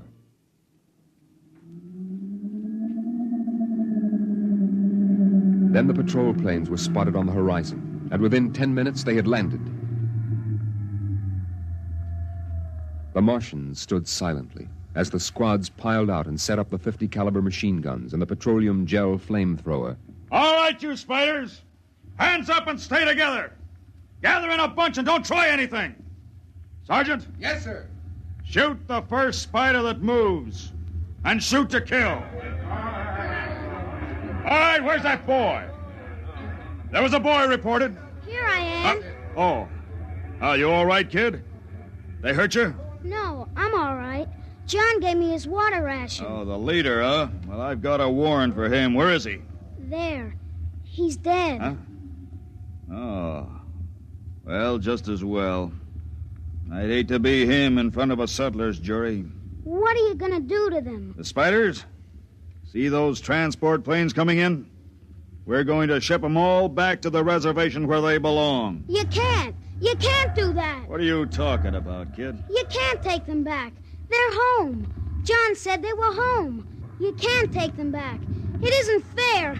I won't let you. I won't let you. I won't let you. Hey, let go of me. Sergeant. Yes, sir. Peel this crazy kid off me. All right, now, kid, take it easy. I must be shot. Can't believe he's safe now. Yeah, I guess that's it. All right, you spiders, step it up. Move along to those transport planes. It's all over now. You're headed right back to the reservation.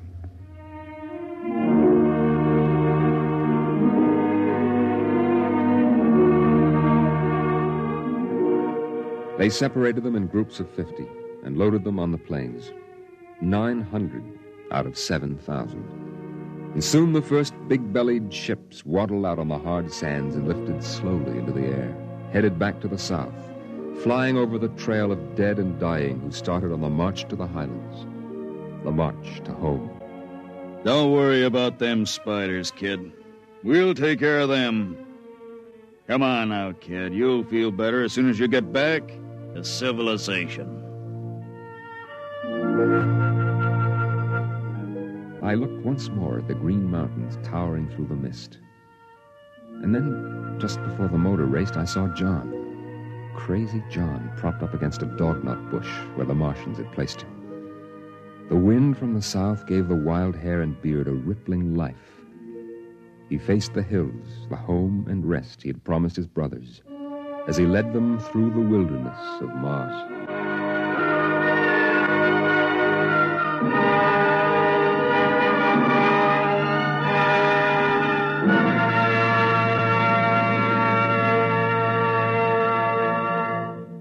You have just heard X-1, presented by the National Broadcasting Company in cooperation with Street and Smith, publishers of astounding science fiction. X-1 was an NBC Radio Network production.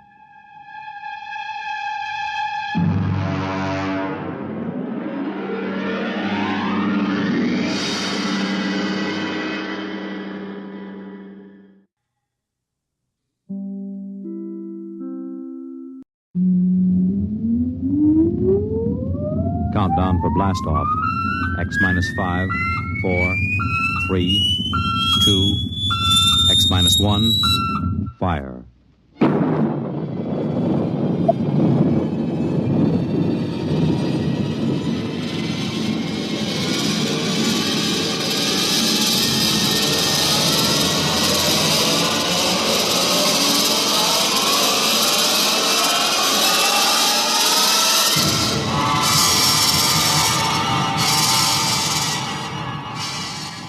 From the far horizons of the unknown come transcribed tales of new dimensions in time and space.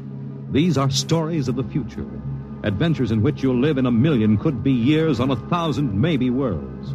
The National Broadcasting Company, in cooperation with Street and Smith, publishers of astounding science fiction, presents X-1.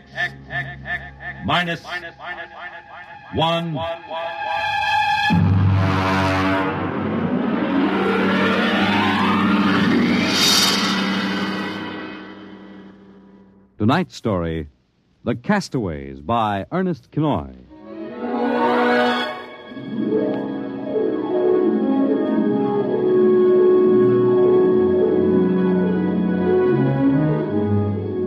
In the South Pacific, night comes on rapidly. The sun dips below the flat horizon, the sea is crimson for a moment, and then night falls. But on Tahani Atoll, giant arc lights turn night into day. Across the waters of the lagoon, within the barrier reef, launches and tugs skitter back and forth, while on the curving half-moon of the island, Army trucks and jeeps scuttle down the rough roads bulldozed by the Seabees just 6 weeks ago. A low Quonset hut stands near the beach, surrounded by tangled wire. This is the preliminary command post, and inside is General Frank Gaydosh, field director of the test. Operation Destruction. Everything's on schedule, General. Radiological surveys complete. Instruments placement checked. Well, get me Navy and tell them HR is as ordered. Send a periodic time check to Air Force on 90-week talk and observation control on the Missouri. Yes, sir. I want a complete roster check on all personnel before HR. Yes, sir. Oh, Nate Cohen wants to see you. Who the devil's he? AP man. He's been selected by the press radio pool to interview. I haven't got any time. Tell him to speak to Major Dwight Friedenberg. He's the PRO. I think perhaps you'd better see him, sir. The directive on public relations from Washington was very clear. Well, how in blazes am I supposed to run a bomb test and play mother hen to a bunch of reporters? Washington said... All right. Bring him in. Borelli? Yes, sir. Give me some black coffee, will you? Yes, sir. This is Mr. Cohen, General Gaydar. How do you do, General? Lousy, as a matter of fact. Is that an official statement? No. You can run some of that "the world is at the crossroads" baloney. I wrote that yesterday. General, what effect do you think the new bomb will have on the world situation? I can't tell you that, even if I knew. My job is to set the blasted thing off and see that nobody gets hurt, and collect the data. Can I speak to you a moment, sir? Later, Alan. Go ahead, Cohen. Can you release anything on the scientific principles involved? I don't even understand them myself. Wait a minute. Dr. Muller? Yes? Come over here a minute, will you? Cohen, this is Dr. Fred Muller, Civilian Scientific Director. He's the only one who knows what's inside that warhead. How do you do, Mr. Cohen? How about a statement, Doctor? Oh, I'm afraid all I'm allowed to say is that the bomb is new, it's extremely powerful, and off the record, it's very tricky and dangerous. What'll happen if it goes off prematurely? I don't think we have to worry about that. In fact, we wouldn't even know about it. If you'll excuse me Now, now. how about the natives? Well, what about them? Aren't they going to be evacuated from the island? They already have been. General Gaydar. I saw the Tahani chief outside when I came in. The whole tribe squatting down at the motor pool having a conference. What? Alan? I've been trying to tell you, sir. The Tahani are still on the island. Well, why? The LCTs are ready, aren't they? Yes, sir, but they won't go. They refuse. The schedule called for their evacuation to Mailani 3 hours ago. I realize that, sir, but I hoped we could still get them off without violence. Look, Alan, they're either on the island or off. Now, wait a minute. Cohen, that's all. What are you going to do about the natives, General? Never mind. I'll issue a statement later. You going to force them? Go on. Get out. I haven't got time. All right, General. Thanks. Thanks a lot. All right, Alan. Let's have it. Well, sir, the Tahani been kicking up all along. They won't leave. They won't. Do they know what's going to happen to the island? Do they know that we're going to blow it higher than a kite? I told the chief. He just said they won't go. They'll go, all right, if I have to... Yeah, hey, get him in here. The chief? Yeah, and that lieutenant who interprets. Yes, sir. How do you like that, Dr. Muller? I haven't got enough trouble. You know, I feel rather sorry for the Tahani. Can't make much sense to them. We arrive and tell them they've got to get out. Look, I appreciate your finer feelings, Muller, but I can't let the Kanakas hold up the bomb test. They're not Kanakas, General. Captain Cook discovered the island in 1788. Well, what's the difference? Lieutenant Gilbert reporting, sir. Aloha, Hey, look, I haven't got time for ceremony, Gilbert. Tell the chief he and his tribe have got to get off the island. We're providing homes for them on Mailani. Translate, Gilbert. The chief says you do not understand. Mailani is a bad island. My people have lived on Tahani from the time that our ancestors were cast away on the island. The spirits of our ancestors are buried in the earth. Our fathers are buried here. Our fathers' fathers. If he thinks I'm going to move his graveyard, he's crazy. In our ancestors' time, the Tahani came in a great bird canoe. We were cast away on this island. We have made it our home. What right have you now to carry us over the sea to a strange land where we would die weeping for our homes? We will not go. By the waters of Babylon, there we sat down and we wept when we remembered Zion. Well, thank you, Dr. Muller. You're a great help. Say, Gilbert. Yes, sir. Tell him I have no choice. He's got till midnight to get his tribe on board those LCTs peacefully, or I'll have the Marine Detachment carry him aboard. Yes, sir. Isn't that rather harsh, General? After all, justice is on their side. We're preparing to blow up their island, and we haven't asked them about it. Dr. Muller, will you kindly confine yourself to the scientific aspects of this operation? I'll take care of administrative matters. If you could explain to them what's at stake here. Any further explaining I've got to do, I'll do with the Marine detachments. I'm not going to hold up my schedule. Well, Gilbert? I told him, sir. All right, get him out of here. I've had enough. No, koala. What the devil's that? Some kind of a curse, sir. I can catch some of it. The island will remember the tears of its children and punish the invaders. The great destroyers will not destroy. And the evil man, who is the chief, will travel far through the blackness of night. Even as the children of the island end, so will he. All right, Gilbert, take him away. Yes, sir. Colonel Allen, get a detail from the Marine Detachment with tear gas and small arms down to the motor pool. And in 1 hour, have those natives on that transport, and I don't care how they do it. Is that my coffee, Varelli? Yes, sir. They must know about the bomb. The great destroyer will not destroy. You worried about that curse? I should think you might be. He threatened you personally. If I were you, I'd carry a pistol till they got off the island. The chief looked as if he'd cheerfully strangle you with his bare hands. I'm supposed to end the way they do, huh? What's that? Probably the Tahani saying goodbye to their island. I think I'll go down to the motor pool. Well, stay out of the way. And get back here in an hour. We've got to have this wrapped up and headquarters moved out to the Missouri by dawn.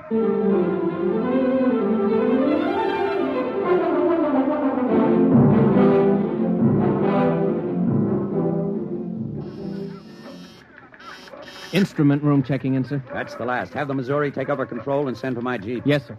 Are the LCTs standing by for those natives? Yes, sir. They're on the beach. The bomb unit is assembled in place, General. 2330, right on the nose. Robin, start evacuation procedure. The Tahani have stopped. Allen's probably moving them out to the beach. Check in with Navy and Air Force, Borelli. Yes, sir. What's that? Coming from the beach. The Tahani making trouble. Come on. General! Hey, you! Gilbert, what is it? Colonel Allen ordered the Marines. Well, in. what happened? The natives just got up and started marching. Did they embark? You don't understand, sir.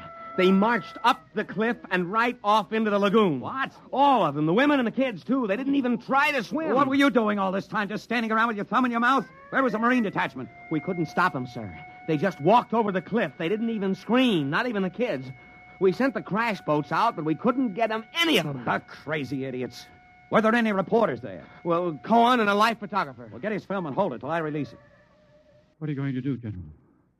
Postpone H hour? It's too late for that now.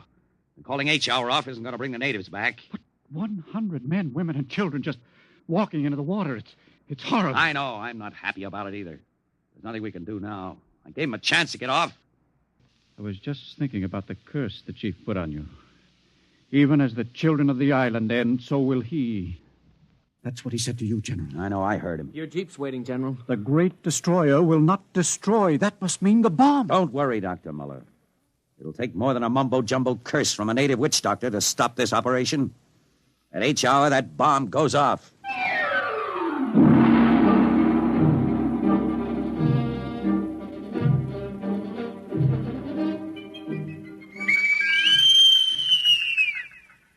It is now H hour minus 1 minute 30 seconds. H minus 1:30. Video screen's hooked in, sir. All right, check control stations. Observation station 1. Observation station 1, check. Radiation station. Radiation control, check. Test the firing Observation circuit, station Dr. 2. Muller. Right, General. Damage control station. Damage control, check. All set. Communications. Communications, check. All checked in, sir. It is H minus 1 minute. H minus 1. Take a good look at that island on that screen, Dr. Muller. When you throw that key, it just won't be there anymore. Nothing but an atom mushroom over the lagoon. Quite a funeral pyre for the Tahani. Stubborn idiots. They can't get in the way of progress. Progress? I wonder if it is, General. It is H minus 30 seconds. H hour minus 29, 28, 27, 26. The great destroyer. That's what he called the bomb. Hold it, Muller. Allen, report. All checked in, sir. Cameras running. Sound fire warning. Stand by for firing. Ready, Muller? Ready? 10, 9, 8, 7, 6, 5, 4, 3, 2, 1, fire!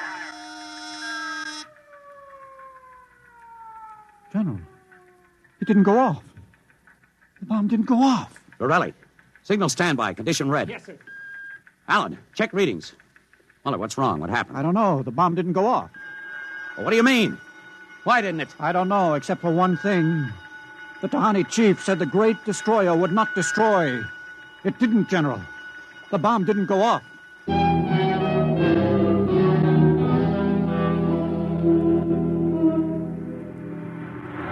How about it, General? What happened? Have you got a statement? Nothing you can use, Cohen. Not till we find out what went wrong. Hey, who let you come aboard this ship? I walked on. You don't know why the bomb failed? It didn't fail. It just didn't go off. What's that tank thing on the deck, General? Undersea salvage unit, Mark IV. They call it a bottom crawler. Somebody going down?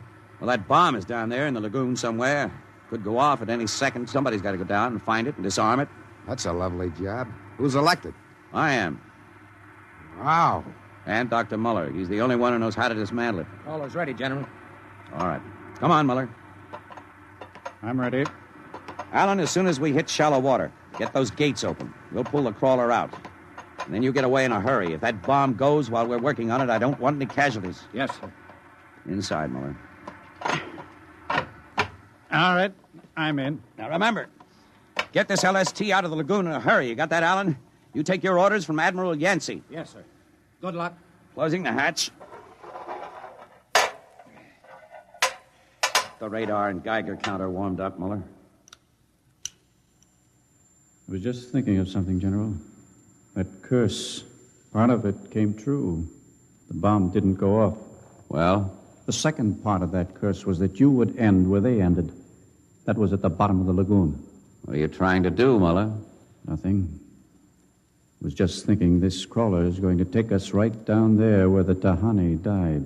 I'm not worried about a handful of dead natives, Muller. I'm worried about that bomb. Okay, they're opening the gate. Let's go.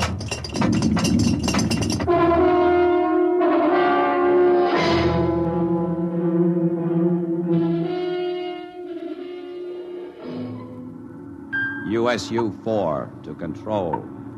Depth 50 feet, bottom sandy, dropping off sharp. Anything on sonar, Muller? School of fish. You ever been down in a crawler before? Only in the tank at New London. Think I've got a Geiger reading dead ahead. Hang on. Getting something on sonar now. Left to point. USU-4 to control. Over. USU-4 to control. Over. That's a fine note. The radio's out. Dead ahead. Looks too large to be the bomb. Can't see much on the forward vision plate. Hey, wait a minute. That's part of the reef ahead. That's where the Geiger reading indicated. The bomb must have settled in a hole in the reef. We'll have to go after it in diving suits. The suits are in the locker. Let's get this over with. The less time I spend down here waiting for that bomb to blow, the better I like it.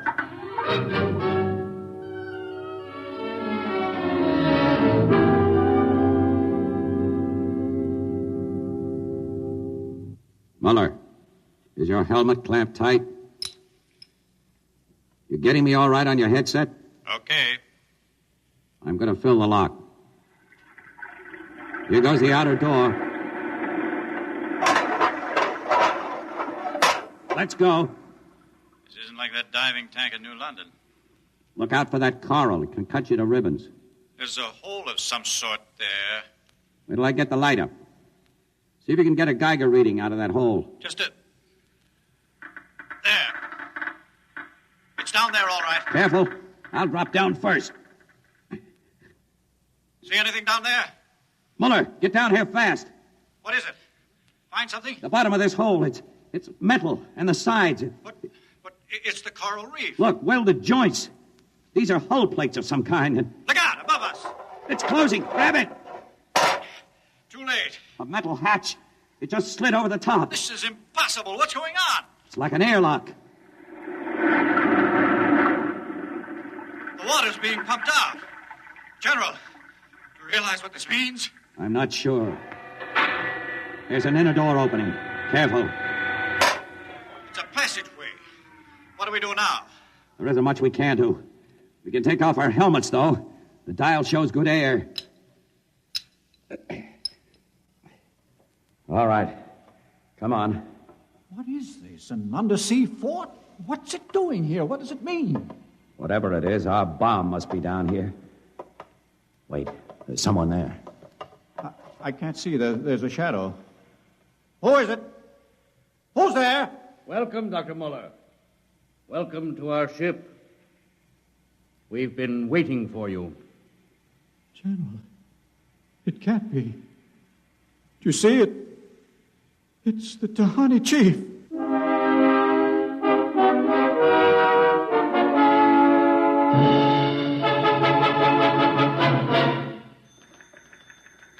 How long has the bottom crawler been down, Borelli? 4 hours, sir. 2 since we lost contact. Now, keep trying. Yes, sir. I've given him enough time. I'm going to send another crawler down. What do you figure happened to him, Colonel? Well, there are a lot of things. Hey, how did you get in here? I walked in. When are you going to release this, Colonel? It's the biggest story since the election. Bomber dead and Dr. Muller and General Gaydash dead. They're not dead. At least we don't know they are. As long as that bomb doesn't go off, there's still a chance. What happened? Bomb. Early, condition red. Gilbert, radiation control into action. Get the hot squad into Tahani Lagoon as soon as it's cleared, and get me a PT boat with radiation screen. What is it, Colonel? What happened? Bomb must have blown. How about Muller and the General? If they were down there in that lagoon, you guess. Now get out of my way. I'm busy.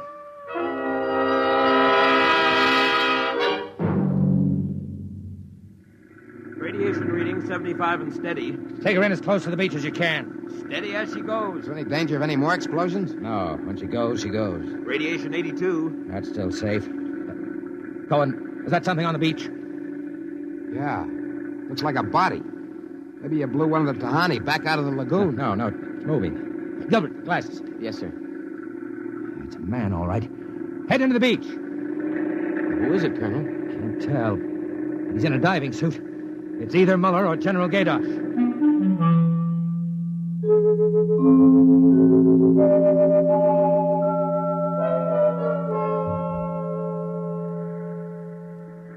Get his helmet off. Easy now. Twist to the right. There. It's Muller. Gilbert, help me get him out of this diving suit. We've got to get him to the medics.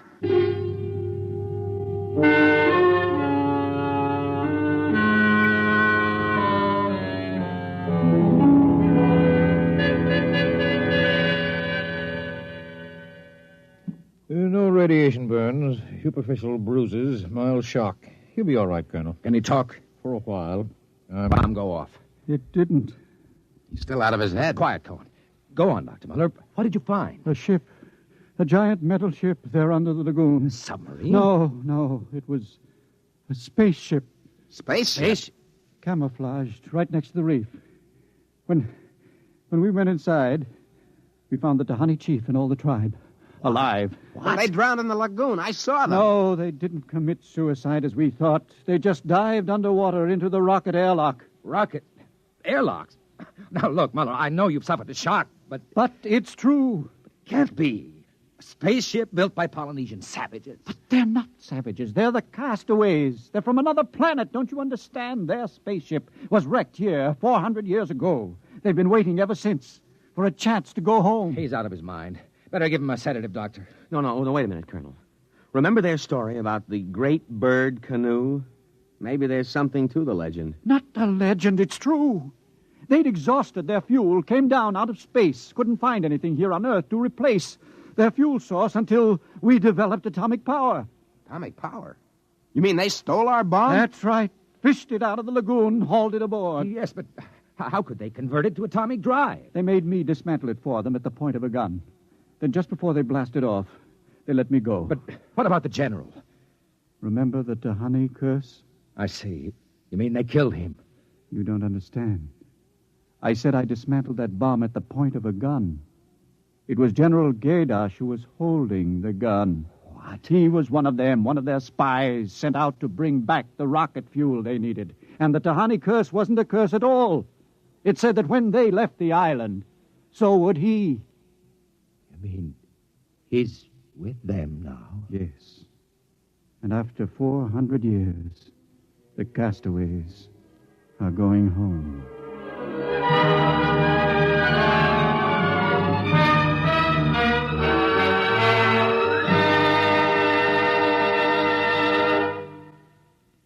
You have just heard X-1, presented by the National Broadcasting Company in cooperation with Street and Smith, publishers of astounding science fiction.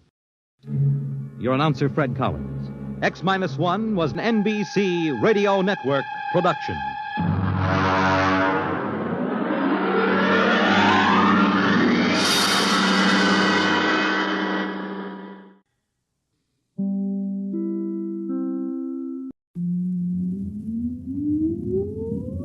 Countdown for blast off. X-5, 4, 3, 2, X-1, fire.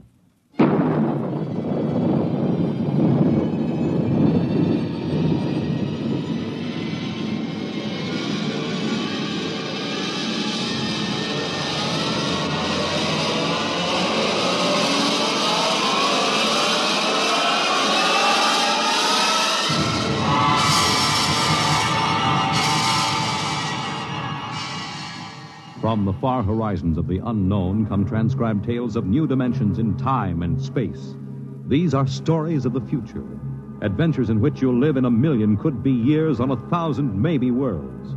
The National Broadcasting Company, in cooperation with Street and Smith, publishers of astounding science fiction, presents X minus 1.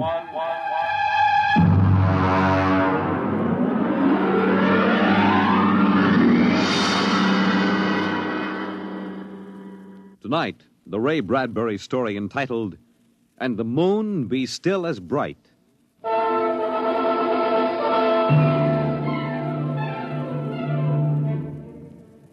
The first 3 expeditions for Mars left Earth in a mushroom of flame, arced through the atmosphere, and finally dwindled to tiny specks in the big eye of the Mount Palomar telescope, and then were lost to sight forever.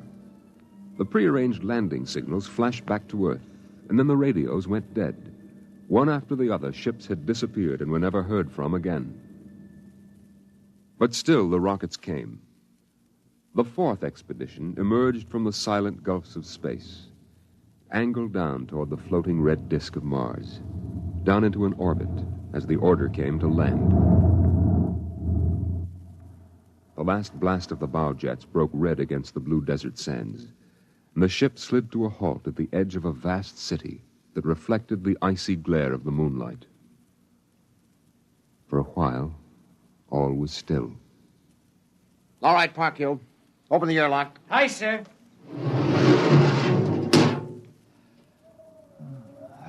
Fresh air. Hey, it's cold out here. Who cares? We got here. I thought I'd never hit solid ground again. Hey, how about a fire, Captain Wiley? It's freezing. Later. We have work to do.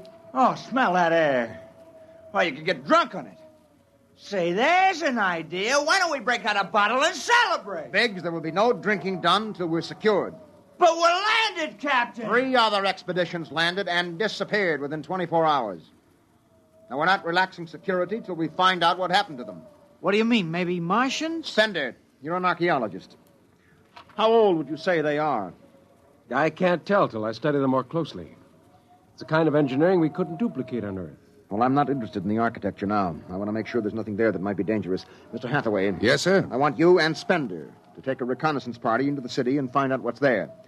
We'll set up camp here. No man is to go more than 50 feet from this rocket. And there'll be no celebration till Hathaway and his party report back.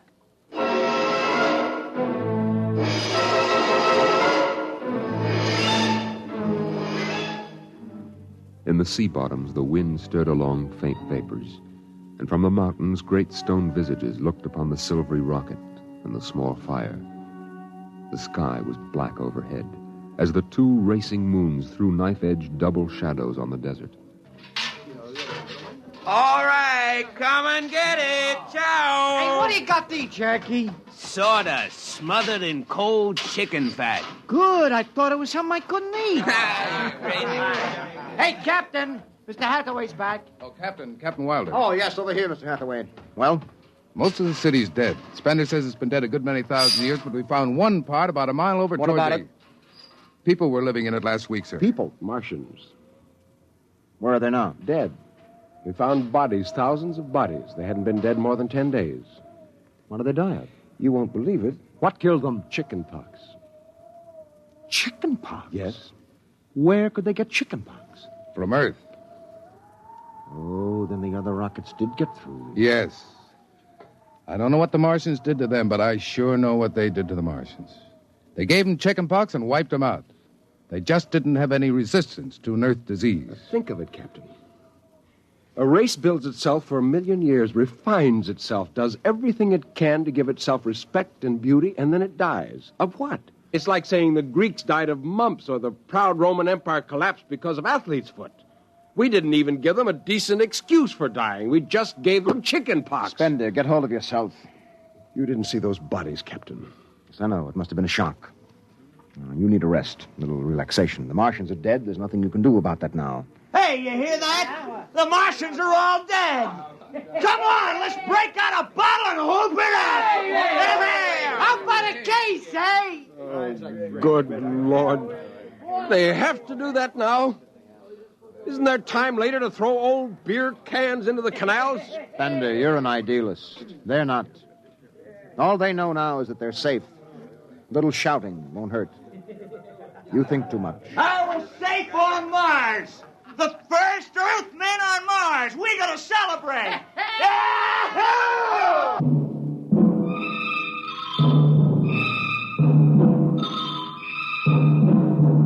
20 bottles were opened and drunk. The voices got louder. The earth laughs and shouts echoing across the empty Martian sands.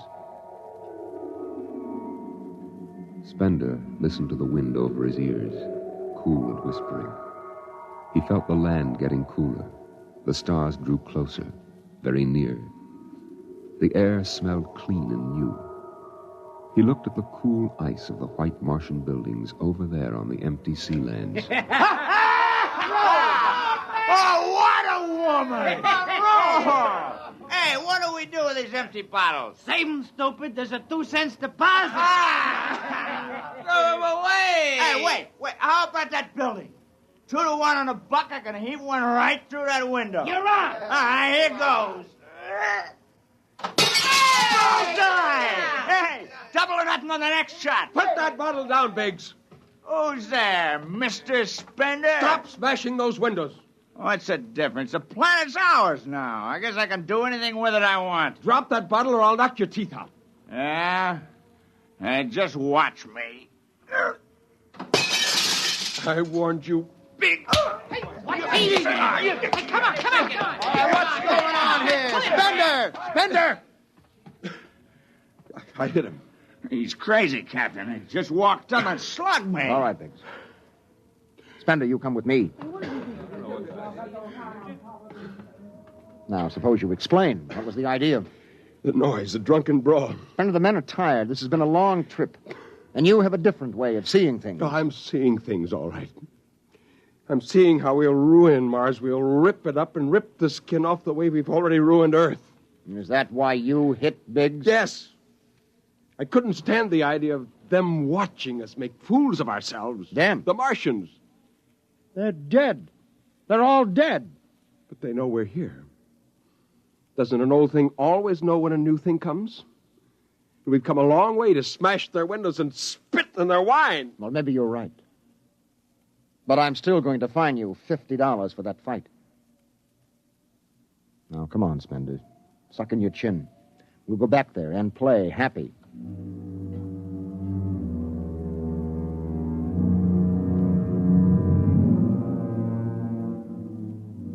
Now they moved out into the moonlight across the desert.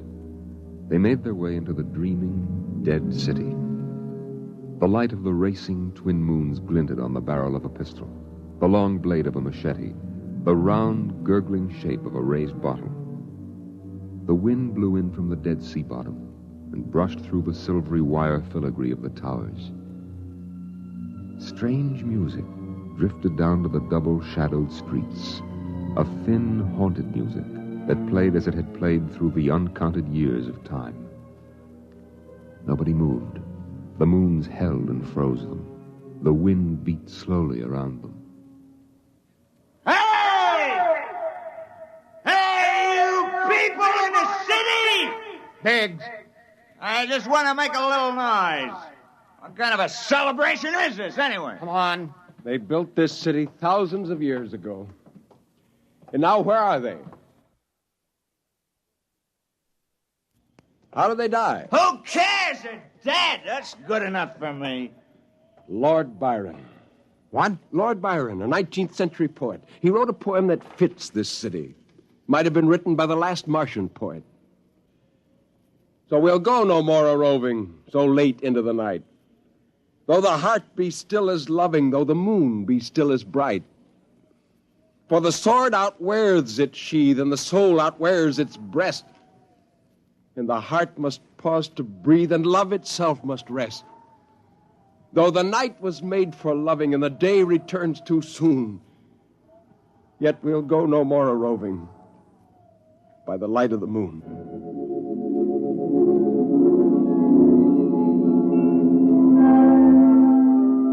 Without a word, the Earthmen stood in the center of the city.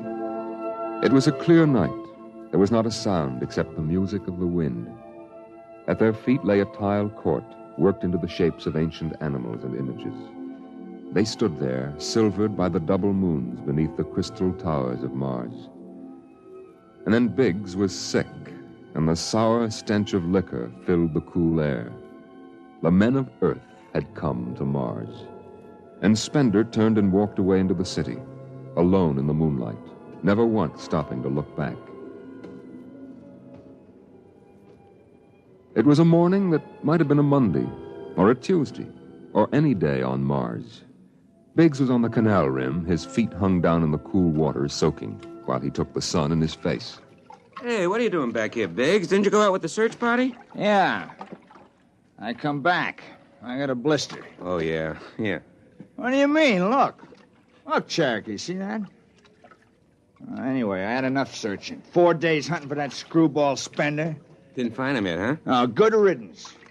Oh, my feet. I'm going to soak them in the canal. If I was Wilder, I wouldn't worry about that nut Spender. Let him go. He's a crackpot anyway. Well, he's a little foggy upstairs, I guess. Hey, why don't you take your feet out of that canal, Biggs? I gotta make coffee out of that water. Coffee? You call that stuff coffee? I had a motorcycle once that dripped grease that tasted better Hey, than... wait a minute, Biggs. Hey, look over there. Where? By that bush. There's someone there. Hey. It's him. Hey, Spender! Spender? He's coming over. Why'd he stay lost, that crazy jerk?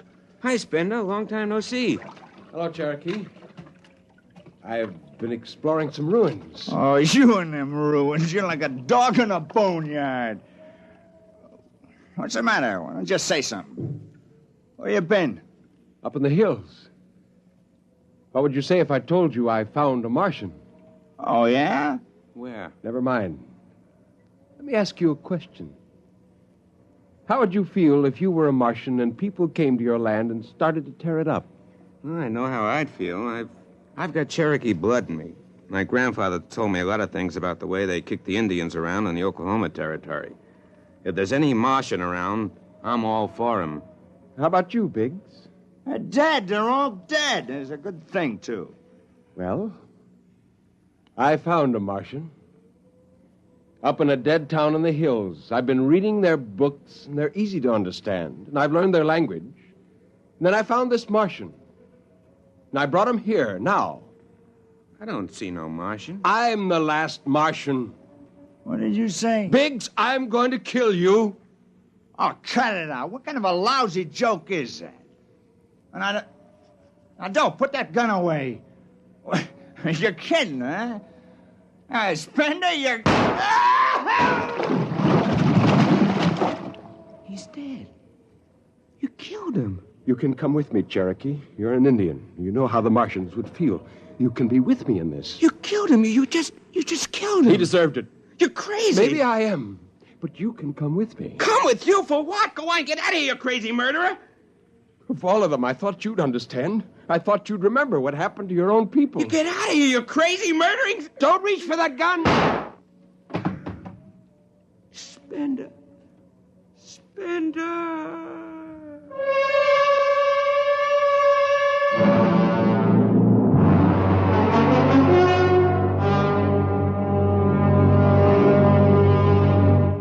Hathaway, break out the arms locker. Issue pistols, rifles, and grenades. Yes, sir? And you'd better get the Bible out of the navigation chest. We have to bury these two. Parkhill, you start digging a grave, How about Spender? We'll have to go up in the hills and find him. Just let me at him with my bare hands, a crazy murdering louse. That's enough, Parkhill. The man is sick. He must be... Sick, my eye. That's enough. Now grab a shovel and start digging.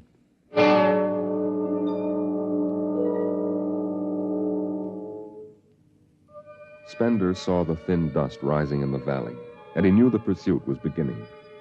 The sun burned farther up the sky, and the blue sand drifted lazily across the sea bottom below.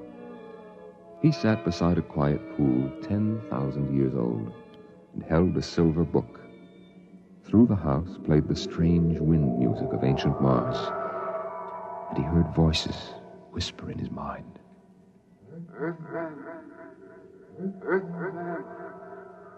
I hear you. I've always heard you, even down there on Earth. No, I won't run. What's the use? Live, Earthman. Live. Live? What for? To see them tear down your temples and put up hot dog stands? Run. They've seen me now. They know I'm up here. Live. There's Wilder now. I've got him right in my sights. Kill, Earthman. Kill. Funny, he hasn't ordered them to use grenades. They could lob one right up here and blow me to bits. Yeah, maybe the captain thinks I'm too nice to be blown to bits. He wants my death to be clean. Just one bullet hole in me, nothing messy. And why? Because he understands me. Kill. The only one in the crew who ever did. Kill. Well, at least I can do the same for him. Just one bullet in his head, a nice clean death. All I have to do is pull the trigger and then... It's no use. I can't do it to him. Spender! Can you hear me, Spender? I hear you, Captain. What do you want? Talk! Truth! All right. Come on up. Leave your gun down there and keep your hands up.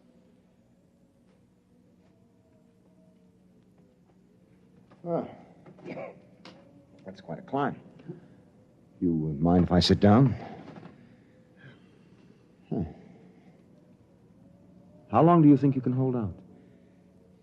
Until you're all dead. Oh, why didn't you kill all of us this morning when you had the chance? You could have. I know. I got sick. After I started killing people, I realized they were just fools and I shouldn't be killing them, but it was too late. So I came up here where I could get angry again. Why did you do it?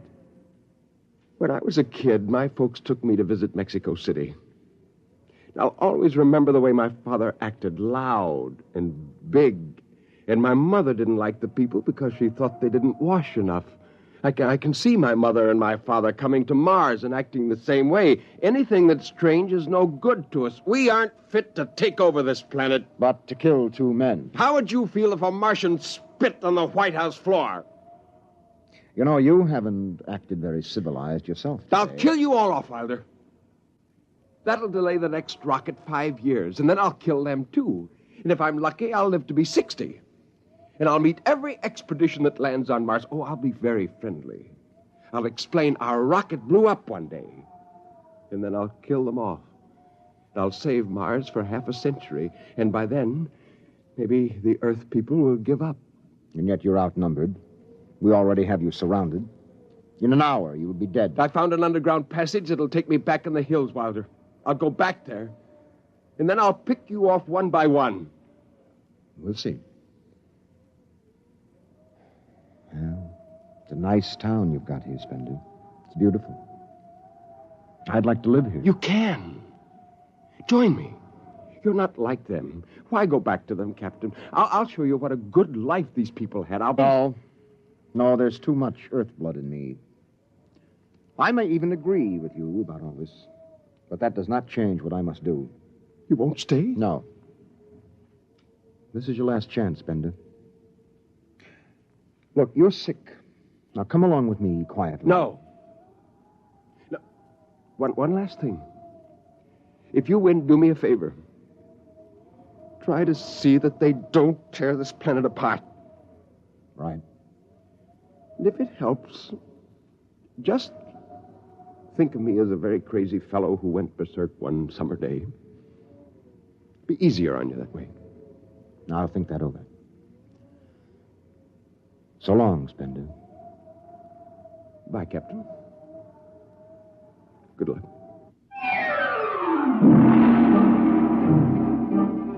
The men spread out again, walking and then running on the hot hillside places where there would be sudden cool grottos that smelled of moss, and sudden open blasting places that smelled of sun or stone. The men ran and ducked and ran and squatted in the shadows. I'll blow his brains! Captain Wilder hugged the rock warmed by the sun. He gasped, for the air was thin and not meant for running. Spender lay at the top of a hill, and a gap in the rocks showed the white of his shirt against the shadows. Wilder looked at the towers of the little, clean Martian village, like sharply carved chess pieces lying in the afternoon. He saw the rocks, and the interval between, where Spender's chest was revealed.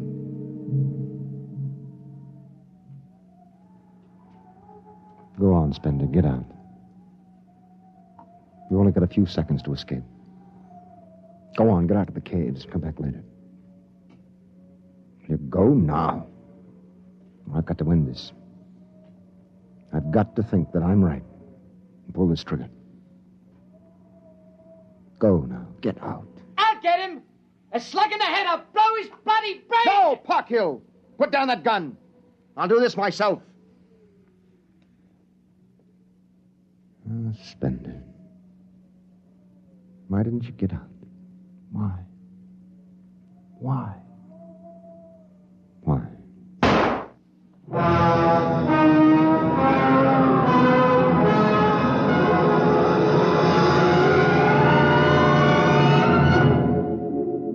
They buried him in that ancient valley town, where the music of the wind played on through the days and the nights.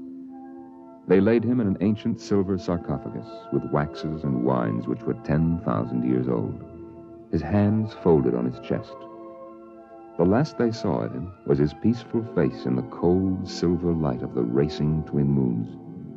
The captain found the poem in Spender's pocket, and he read it before he shut the marble door. So we'll go no more a-roving so late into the night. Though the heart be still as loving, and the moon be still as bright. Though the night was made for loving, and the day returns too soon, yet we'll go no more a-roving by the light of the moon.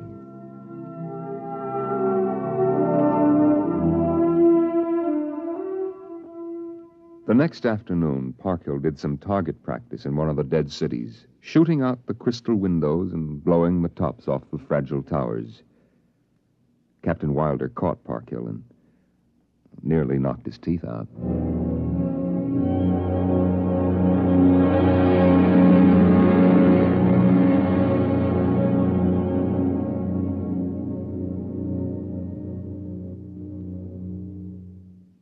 You have just heard X-1, presented by the National Broadcasting Company in cooperation with Street and Smith, publishers of astounding science fiction. Tonight, by transcription, X-1 has brought you the Ray Bradbury story, And the Moon Be Still as Bright, adapted for radio by Ernest Kenoy.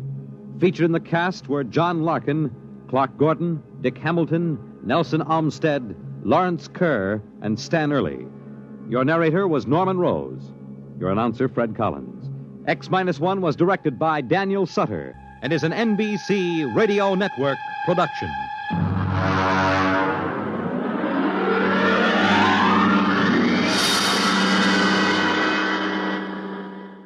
X-1.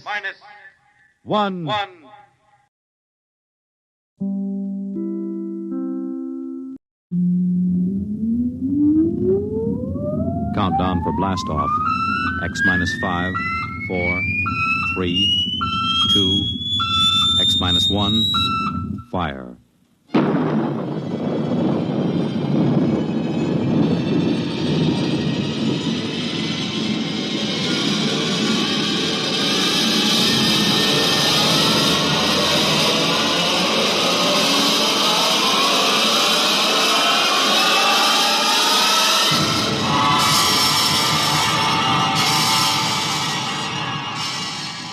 From the far horizons of the unknown come transcribed tales of new dimensions in time and space. These are stories of the future, adventures in which you'll live in 1,000,000 could-be years on 1,000 maybe worlds. The National Broadcasting Company, in cooperation with Street and Smith, publishers of astounding science fiction, presents X-1.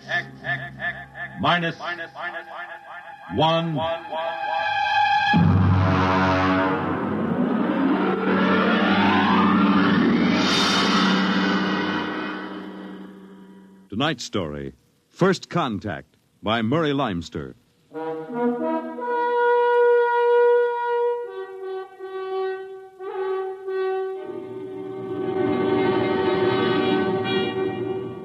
They had been in space 6 months now, moving with the incredibly faster-than-light speed of the overdrive.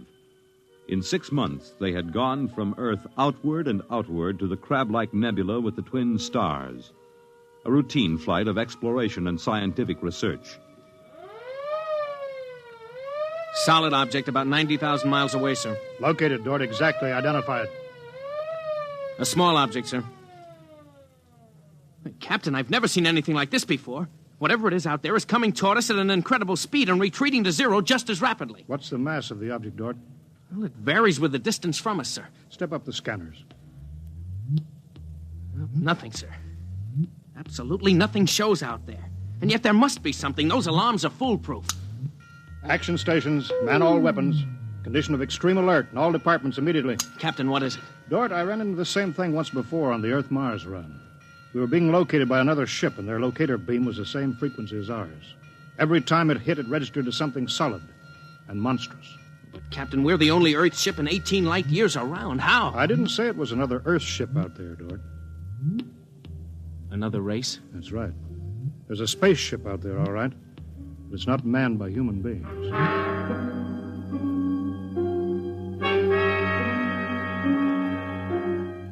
It had been contemplated and speculated upon. Mathematically, it was almost a certainty that such a race existed. But in 18,000 Earth years, no human spaceship had ever encountered them. Now the situation was precipitated, and somewhere outside the Earth vessel there was an alien race. Of what shape? Of what quality? Of what psychology? It's moving, sir. Heading right for us. At that speed, we'll be in touch in 10 minutes. Heading right for us, huh? Just what we'd do if a strange ship appeared in our hunting grounds. Friendly? Well, maybe. We'll try to contact them. We have to do that. But friendly? Thank the Lord for the blasters. They may not be hostile, sir. Well, they may be. That's what I'm paid for. Put on this job for, to worry about the troubles that may never happen. To all hands, now hear this. A ship is approaching manned by an alien race. I'll give the signal for attack or defense if it be necessary. There'll be no move made unless I give the order. I do not wish to provoke trouble. Stand by. Their ship is slowing down, sir. It's stopped. Weapons Department, report. Weapons Department, report. Alien ship remarked. Target fixed. Weapons alert. Communications Department, report. Communications Department, report. We're receiving a modulated short wave, sir. Frequency modulated. Apparently a signal. Not enough power to do us any harm. Well, try to make some sense out of it. Report any progress to me immediately. One thing in their favor, sir. They didn't attack immediately without question. They're trying to establish contact. That seems to indicate they're reasonable. We'll see, we'll see. What are they doing now? Can you make out the locator screen? Bring that power up. Yeah, they're doing something now, sir. There's a section of the hull opening. Probably an airlock, sir. If they breathe there. Yeah, they're letting something out. It's round. A bomb, sir? Unknown object released from alien ship. Observed by Weapons Department and targeted. Stand by. See what they're doing, sir? They've left the object out there right where they were. And now they're withdrawing the ship. There's no reason why that object couldn't be a bomb, Mr. Dort. Intended to let us think precisely as you're thinking right now. I just have a hunch, sir. I think they're friendly. I think whatever it is out there is a means of communication. You're probably right, but I won't gamble the ship on a probability. Sir, I'd like to volunteer to go out there and look that thing over. You understand whoever does examine it is expendable. Yes, sir. Requisition a lifeboat. If it's all right with you, sir, I'd prefer just a suit with the drive in it. It's smaller and the arms and legs won't make me look like a bomb. And I'll carry a scanner, sir. You may leave when you're ready. Thank you, sir.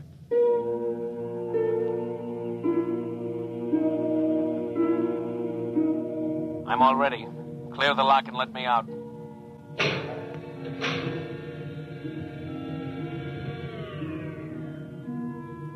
Weapons Department reporting to the captain. Mr. Dort located. Mr. Dort is targeted. Stand by. If that object out there is a device to capture one of our people for observation and questioning, it'll be blown out of existence, including Mr. Dort. Stand by.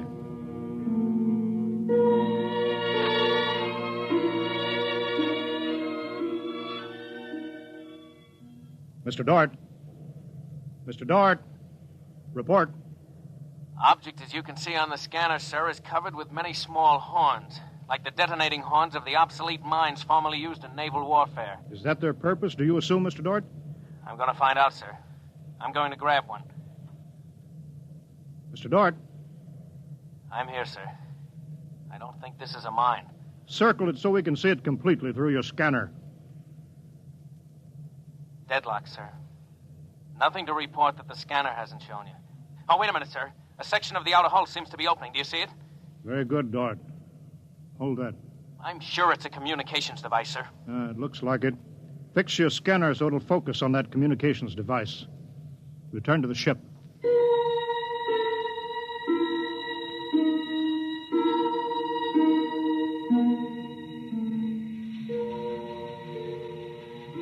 Communications Department. Communications Department. Progress report, please.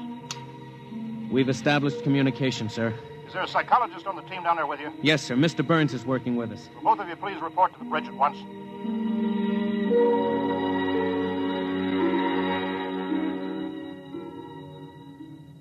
Oh, you look tired, Dort. We've established fairly satisfactory communication, sir. They seem to have highly developed thought patterns. We got a satisfactory translation from the machine on the fourth attempt. We can say almost anything we want to say to each other now. Of course, how much of what they tell us is the truth, we have no way of knowing. Mr. Burns, you're the psychologist. What do you think? Well, I don't know, sir. They seem to be completely direct. They haven't let slip even a hint of the tenseness we know exists. They act as if they were setting up a means of communication for friendly conversation, but, well, there's an overtone that... Yeah? Well, Mr. Burns, I have a decision to make. On the one hand, opening contact with the friendly people of a vastly different culture could only be beneficial to us of Earth. On the other hand, if they're hostile, I ought to blast them out of existence without any other preliminaries. Oh, but, sir, you can't... I'm not talking to you, Dort. It's not warranted yet, sir. Yes. Now, hear this, all departments. Hear this, all departments. This ship is on an extended alert. Provisions will be made so that personnel can have maximum rest and nourishment.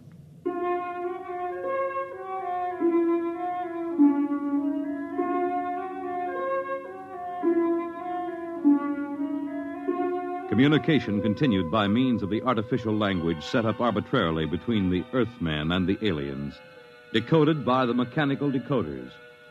Dort disobeyed orders. He lived on powerful stimulants so that he could stay with the communications machine. Talking to the aliens. Other people. Are we being received? We are receiving your message. The chief of this ship wishes to speak with the chief of your ship. The message is heard by the chief of this ship. The chief of this ship communicates that he will hear the message of the chief of that ship. Go ahead, sir.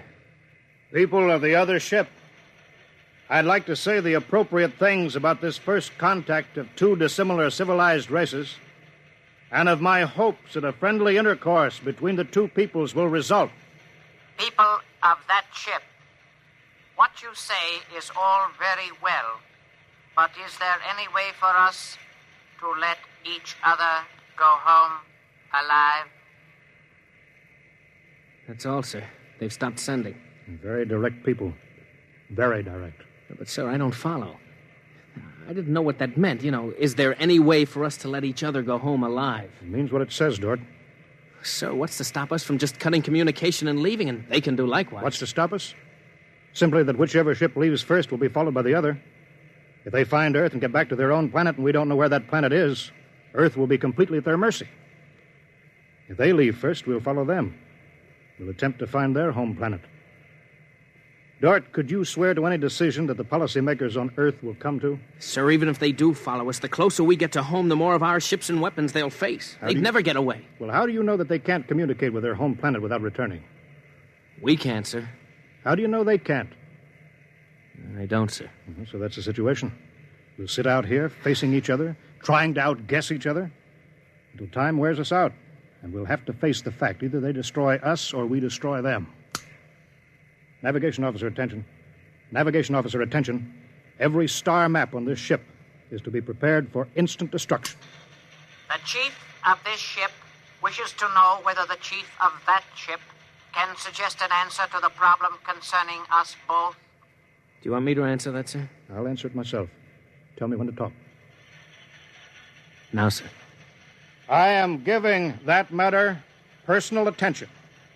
Every effort will be bent to the solution of this problem. Will you consider a temporary truce in the meantime? What would a truce gain? Could we trust you? Would you trust us? I suggest that we continue as we have up to this particle of time. I agree. Sign off, Doug.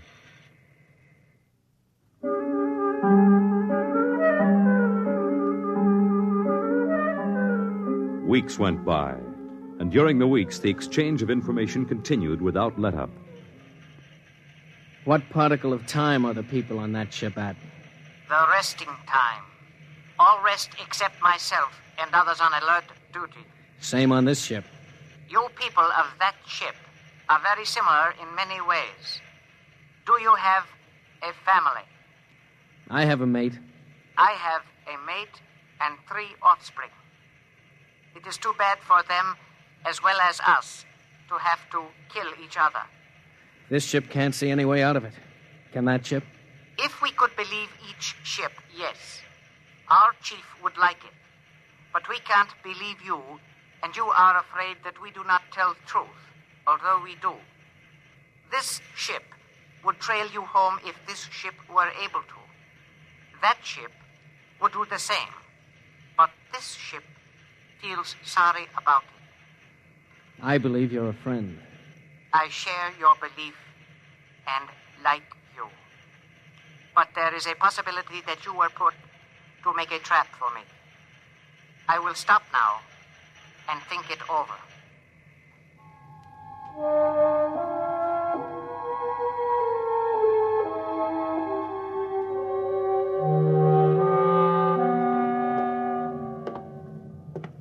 Just sit down, Dort. Control yourself. We're all under tension. Doesn't do any good to pace like some caged animal. Yes, sir. All right, now, I've read the complete transcription of your conversations with this one alien. What does it prove, Dort? Sir, these people are so much like us in their thinking. Well, sir, they're likable. They're likable and they breathe oxygen. Their air is 28% oxygen instead of 20. But they could do very well on Earth. It'd be a highly desirable conquest for them. Dort, I'm as set against violence as you are. I don't see any way out of this. And I think we've got to break this status quo. So if in 70 hours we don't see any other way, then I have no further choice. I'll blow them to bits.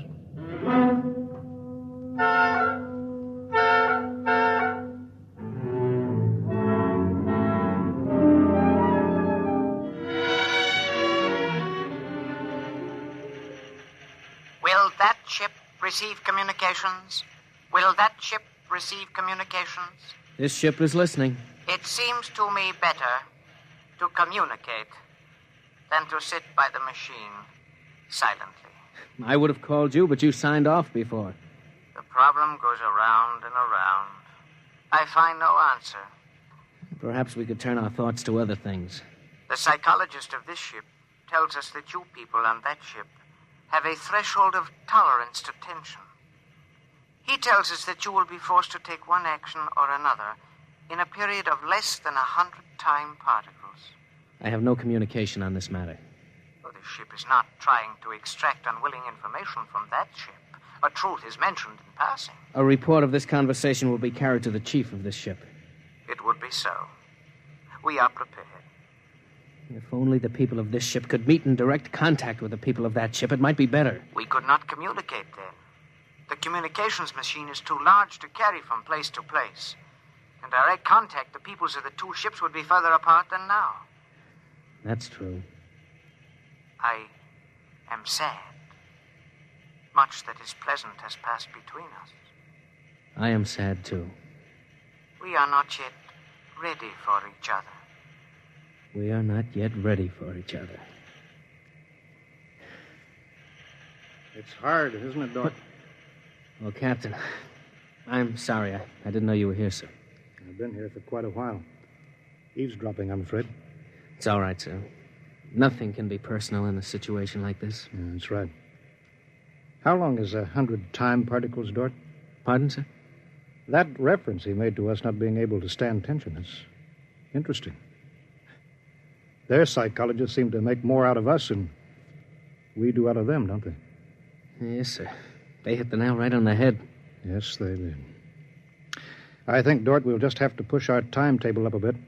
No further communication with the aliens under any circumstances. That's clear, isn't it? Yes, sir. Sir, if they know so much about our psychology, isn't it possible that remark was intended to make us act more quickly? Probable, Dort. Probable. Well, why would they do that, sir? Why? You tell me why, Dort. All of a sudden, I have an idea, sir. It's crazy. It doesn't matter how crazy. I'll listen to it.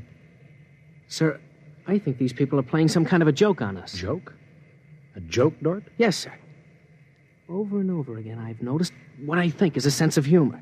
A highly developed sense of humor.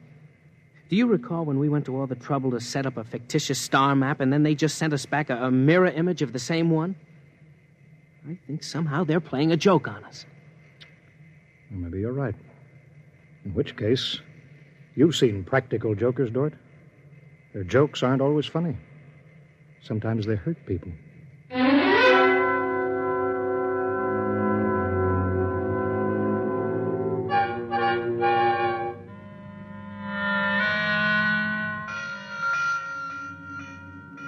All departments, man, instant alert. All departments, man, instant alert. Report instantly. Report instantly. Weapons Department alerted.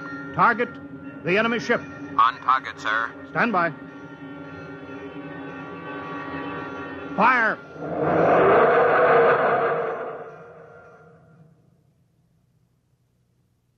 They're gone, sir. Not a trace of them left. Not a tiny trace. Now we can go home.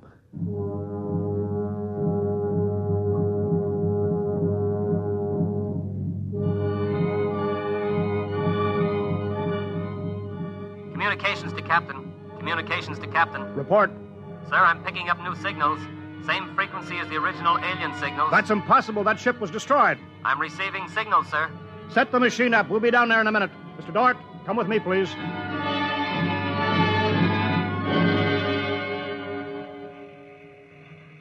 It's good to be on the way home. Yes, it is good. Do you suppose we'll ever figure out what happened to the other ship? Never. A blinding flash and they were gone. I suppose they couldn't figure a way out of the situation. An unstable people. They had no sense of humor to cope with the situation. They exploded themselves out of existence. It seems reasonable. They must have had powerful weapons to destroy themselves so completely. Yes, what a shame. In a way, I grew to like them. This isn't meant for us, sir. I don't know what's happening, but I think we're overhearing a private conversation. I understand, Dort. Be quiet, will you? Many things might have come out of a relationship with that people. They were describing a disease they call cancer. I think it is similar to the Frogren syndrome. We might have helped them. They might have helped us, too. Well, too bad. We'll never find them again, I think. The odds of such a chance meeting in the vast space of the whole universe. There are no figures for such odds, are there? Turn it up, Dort. Turn it up louder. That's all there is, sir. The signal stopped there. Sir, I don't know how, but somehow when we fired at them, we didn't destroy them, but we did set up a condition whereby they've become invisible to us and we've become invisible to them. Captain to Engineering Department. Halt forward motion. Captain, why are we stopping? Listen, Dort, you say they're invisible. They are, but they're not destroyed because we just heard them. They're out there somewhere. Invisible. Well, you heard them, so they're heading for home. We're invisible to them, too, sir. How do you know, Dort? How do you know this whole thing isn't a setup? Well, suppose that's true, Captain. You heard their conversation. They weren't talking like any monstrous people. They seemed decent and warm, just as decent and warm as we are. How do you know this conversation wasn't planned, deliberately set up for us to hear? How do you know that, Dort? Yes, sir, you're right. They may be out there and they may not. They may be telling the truth or they may be trying to trick us. They may be friends or they may be the most deadly enemies. You said they had a sense of humor, Dort. What a joke to play. To deliberately set up a situation where we wouldn't know fact from fantasy, truth from lie. Wouldn't that be a joke, Dort? Yeah, but we don't know that they did that, sir. And we don't know that they didn't. We don't know anything. Sir, Does that mean we never go home again? I don't know. I have to think about it. I have to think about it.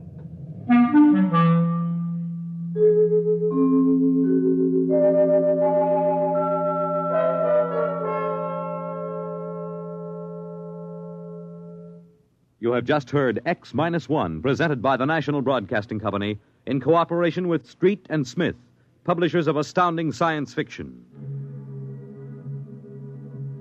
Tonight, by transcription, X-1 has brought you First Contact, written by Murray Leinster and adapted for radio by Howard Rodman. Featured in the cast were Wendell Holmes, Bob Hastings, Clark Gordon, William Lally, and Stan Early. Your announcer, Fred Collins. X-1 was directed by Daniel Sutter and is an NBC Radio Network production.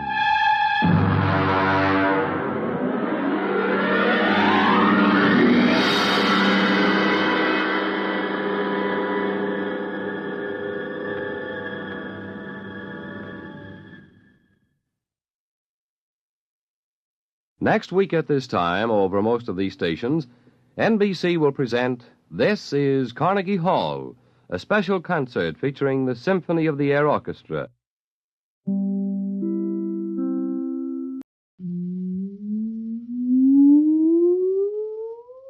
Countdown for blastoff.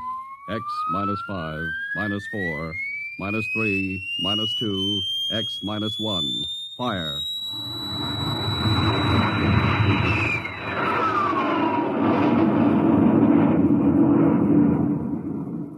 From the far horizons of the unknown come tales of new dimensions in time and space. These are stories of the future, adventures in which you'll live in 1,000,000 could-be years on 1,000 maybe worlds. The National Broadcasting Company presents X -1.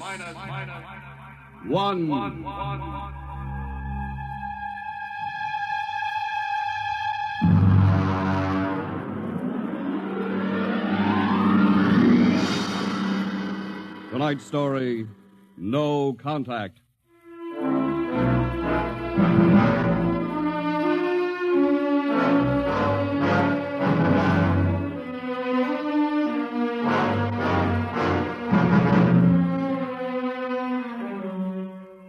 It was in the year of 1982 that spacemen first discovered the Great Galactic Barrier.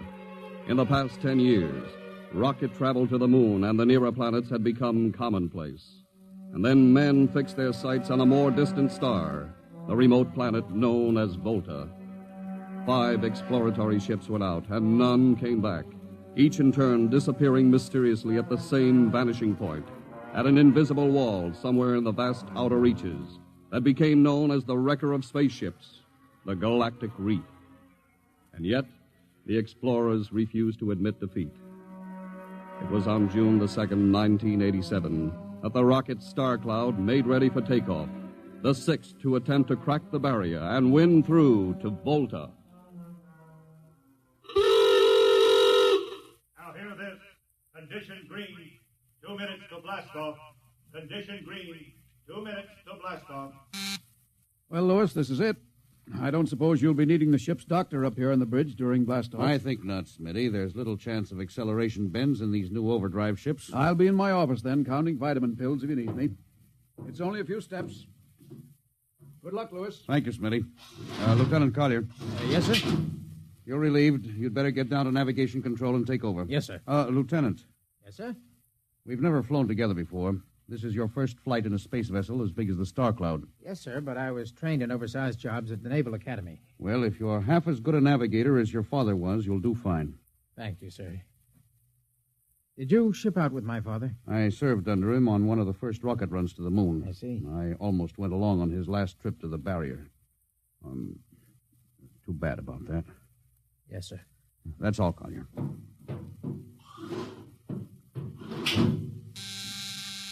Lieutenant Paulison. Get me the ground control tower on the field. I want to talk to Colonel Harrison. Yes, sir. Go ahead, sir. I've patched in the bridge speaker. Colonel Harrison? Yes, Captain? We're standing by for takeoff in 30 seconds. Good. The field is cleared of all personnel. We'll try to reestablish radio contact immediately after takeoff. In any event, there'll be a 24-hour ground monitor. Fine. Good luck. Hope you make it. Thank you. Bridge to navigation control. Nav control, Collier. Ready, Lieutenant? We're ready, Captain. The course is in the integrator for takeoff at 1200 hours. All right. Stand by for blastoff. Bridge to engine room. Fire up your rocket chambers. Take off at exactly 1200 hours. I'll read you off. 20 seconds. 19, 18, 17, 16. Hold it. Revoke all orders. Who turned in that alarm? Paulson, sir. We've uncovered a stowaway. Stowaway, where? Hiding in sickbay. Dr. Smithson found him. Have him brought up to the bridge. Engine room, kill your rockets and stand by. Thorson, this is Colonel Harrison in ground control. What's holding you up? Trouble. What's the matter with you? What's the matter with you? There's a stowaway aboard. Stowaway? Yes, I thought your men were supposed to police this base. What's the matter with you? Captain, take it easy. You know what this delay can do to us, don't you? 1 minute later takeoff can throw us 1,000,000 miles off course. We'll have to reintegrate the whole works. Well, look, how long do you think it'll take Don't bother for me for a while. I'm busy. Stupid idiot. Captain Thorson? Yes, come in, Smitty. Here's your stowaway. I'll court-martial. Oh, Charlie. Can you use a good radio man, Skipper? Well, I see you two have met. Met. Skipper and me made 50 trips to the moon together. Didn't we, Skipper? Charlie, if you wanted to come along, why didn't you volunteer? I did, Skipper. They turned me down. Oh, what's wrong with you? Acceleration bends. They said my arteries wouldn't stand another trip. Oh, I'm sorry to hear that. But they're wrong, Skipper. I got one more good trip in me. Listen, Skipper, you know that these green kids, they don't know the first thing about space radio operation. Now, you put a man like me on, and I'll be getting you bedtime stories from Mars. Charlie, you know the regulations as well as I do. I can't take you much as I'd like to. Colonel Harrison will murder me for this. Well, I'm sorry, Charlie. I'll have you put aground. I'll tell you what, I'll ask Harrison to put you on as ground radio contact, and it'll seem as if you're right here with us. He won't do it, sir. Well, he'd better. I'll have him busted to corporal for letting you sneak aboard. Look, Charlie, you better be off. Paulson. Yes, sir. I'm sending this man aground. Give him time to clear the launching platform. Yes, sir. So long, Charlie. I'm sorry. Good luck, Skipper. I thought you were going to have him drawn and quartered. If it had been anyone else, I would have, Smitty. But Charlie, well, he's kind of special. He's been with me since my first command when we began the regular run to the moon. And if he wanted to come along this time, well, it's only through loyalty to me. You know, Lewis, I didn't realize it before, but you're almost human. Captain Dawson, nav control, Collier. Oh, yes, Lieutenant. How badly are we fouled up? Can you recalculate the course, or shall I cancel the takeoff? I've already plotted a new course on the integrator, sir. If we take off in exactly 30 seconds, we'll need to correct for only a 1-degree deflection. I can do that before we breach the stratosphere. That's quick work. Are you sure? Yes, sir. Positive, sir. All right, Collier. I'm putting it in your hands. We'll blast off on your signal. Bridge to engine room. Prepare to blast off on navigator's signal.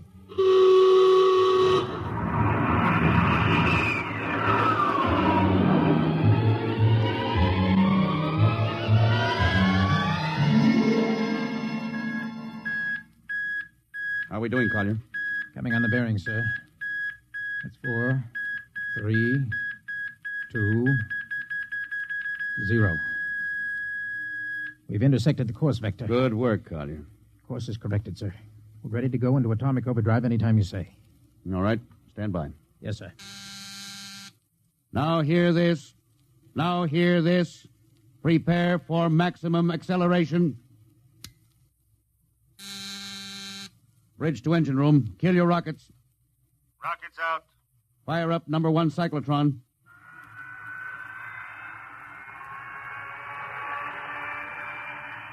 Number 1 ready. Fire up number 2. Number 2 ready. Withdraw your dampening rods. Fission chamber ready. Blast tubes cleared. All generators operating at capacity. Take it over, sir. Go into overdrive at the count of 0. 3 seconds, Mr. Collier. 3, 2, 2, 1, 1, 0. 0.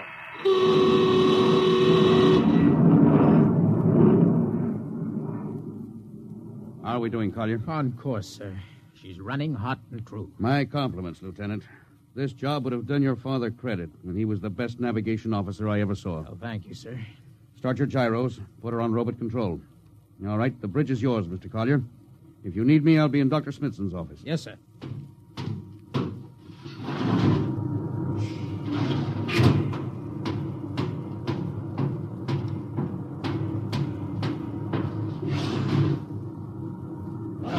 I see you got us off the ground. You can thank young Collier for that. Chip off the old block. You knew his father? As a matter of fact, I knew him very well. First-rate spaceman. Oh, is he the one who... Yes. He was lost in the galactic barrier on the second ship we sent out to Volta. Lewis, just what do you think this galactic barrier is? Oh, your guess is as good as mine, Doc. All I know is that 5 ships have gone into it, and none of them have come back out. You think it's a nit? How about Mestrovic's theory that it's a time warp in space? That the ships reach it and slip into another dimension? I think that's a lot of rubbish. My theory is that the galactic barrier is nothing more than a radioactive layer of some kind. Why do you say that? Well, we know that radar signals bounce off it like they were hitting an invisible glass wall. And we know that it destroys our ships and crews in some way. There's no other logical explanation. What makes you think we can get through it, Lewis? Because we're ready for it. The others weren't. The entire hull of this ship is completely shielded with lead. We can crack through any radioactive cloud ever detected. Besides, we're equipped with some new UHF radio devices that should enable us to maintain radio contact with Earth. Nothing can happen. Absolutely nothing. Now, who are you trying to convince? Myself, I suppose. Lewis, you've had your share of glory. First skipper to reach the moon back in 1962. You could have retired. Why are you risking this trip? 5 ships are missing. Men like Prentice, Margetson, young Collier's father. I'm tired of seeing good men fed into that meat chopper. Then why are we going to Volta? We haven't any choice, Smitty. We're in a race, the kind of race where men and ships are expendable. According to the Interspace Code, the first nation to reach Volta can claim it. Well, personally, I want no part of it. Doc. I'll have to play physician, morale builder, and mother substitute for 112 slightly nervous men. And your morale doesn't sound too good, Doc. As morale officer, I can state without fear of contradiction, it is terrible. And something tells me as we approach that galactic barrier, I'm not going to be alone.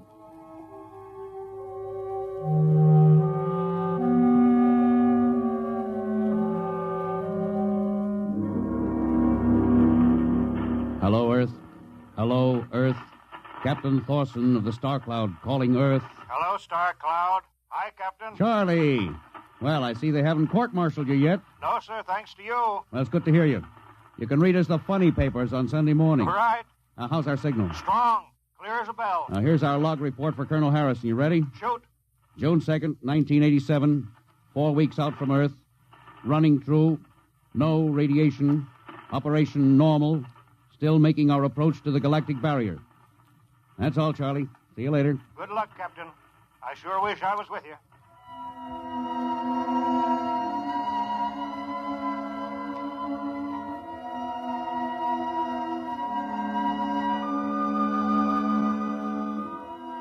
How's the morale, Smitty? The men know we're getting closer to the barrier. They're beginning to show a little tension, Lewis. Oh, how's their physical condition? Any sickness? About half the crew has come down with space blues. I was afraid of that. Are they bad? Same as usual. Lips and hands with a bluish cast. Eyes are sensitive to infrared. I don't know. When I first started flying these tin cans, nobody ever heard of space blues. Well, now there's a theory it's caused by the terrific acceleration of atomic overdrive. Change in gravity affects the circulation. What do you think? I think it's psychosomatic. I've noticed that the same men who get space blues under tension on a ship tend to get blue coloration back on Earth when they're upset. I guess it's just an occupational disease of space navigators. You think it's just nerves, then? Well, young Collier's got a bad case. I think it's tension from overwork. Maybe he needs some vitamins. Lewis, when will you realize that vitamins are not a panacea for all the troubles of mankind?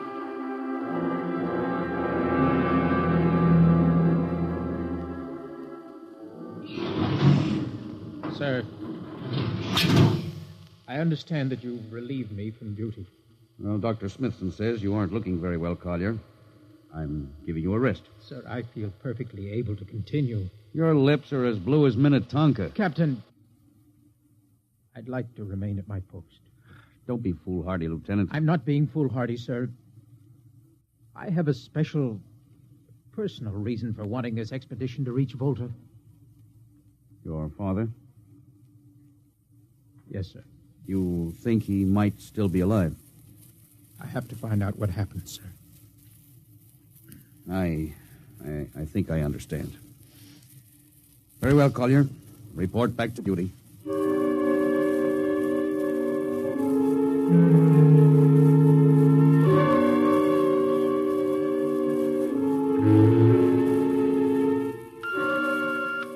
What's the reading, Paulson? We're getting a +5 radar bounce now. Coming off the barrier almost as fast as we sent it out. What's the interval? 2 seconds. Shortening steadily. This rate, we'll hit the wall in the next few minutes. All right. Alert the crew. Sound general quarters. Now, hear this. Condition red. We are now approaching the galactic barrier. All hands to stations. All radiation detectors to be fully manned. Full security will prevail until further notice. That is all. Paulson. Yes, sir?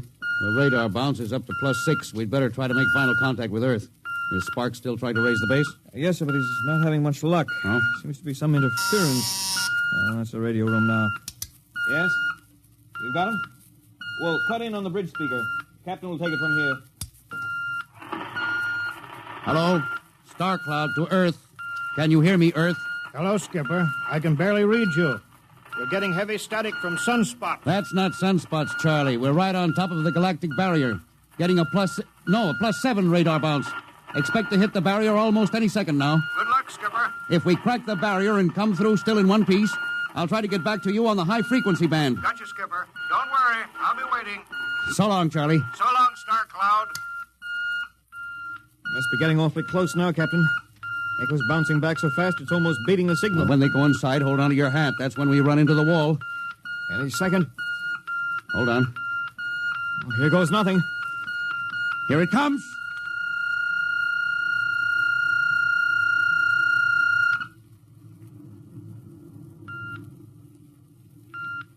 Captain.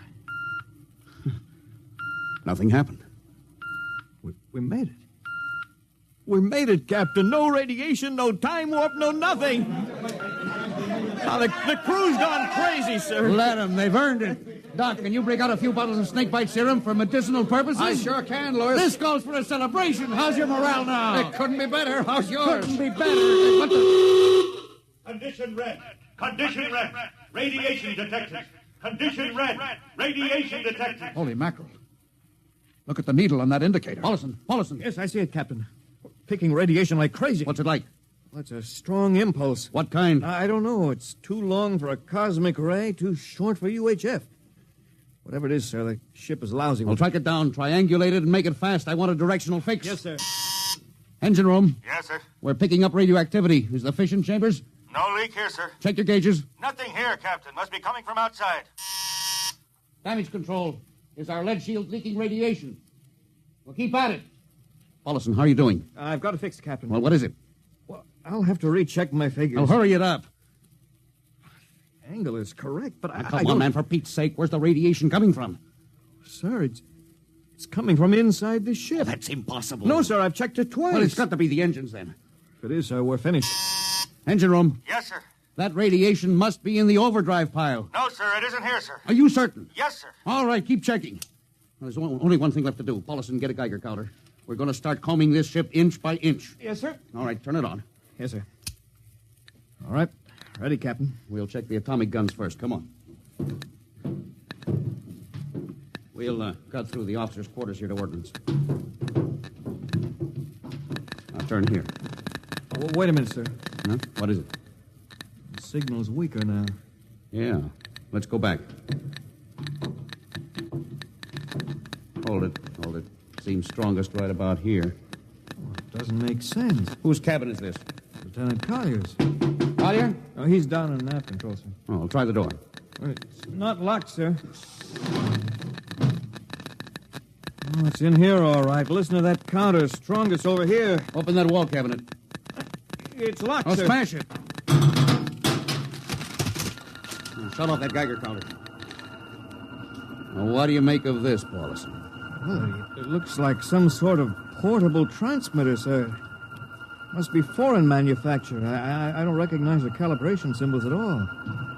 I've never seen anything like it. Which raises a small question. What is Lieutenant Collier doing with a transmitter in his cabin? I don't know, sir. Well, I intend to find out, Paulson. Get down to nav control and bring Collier up to the bridge on the double. Well, hadn't we better find some way to shut this thing off first? I know a way.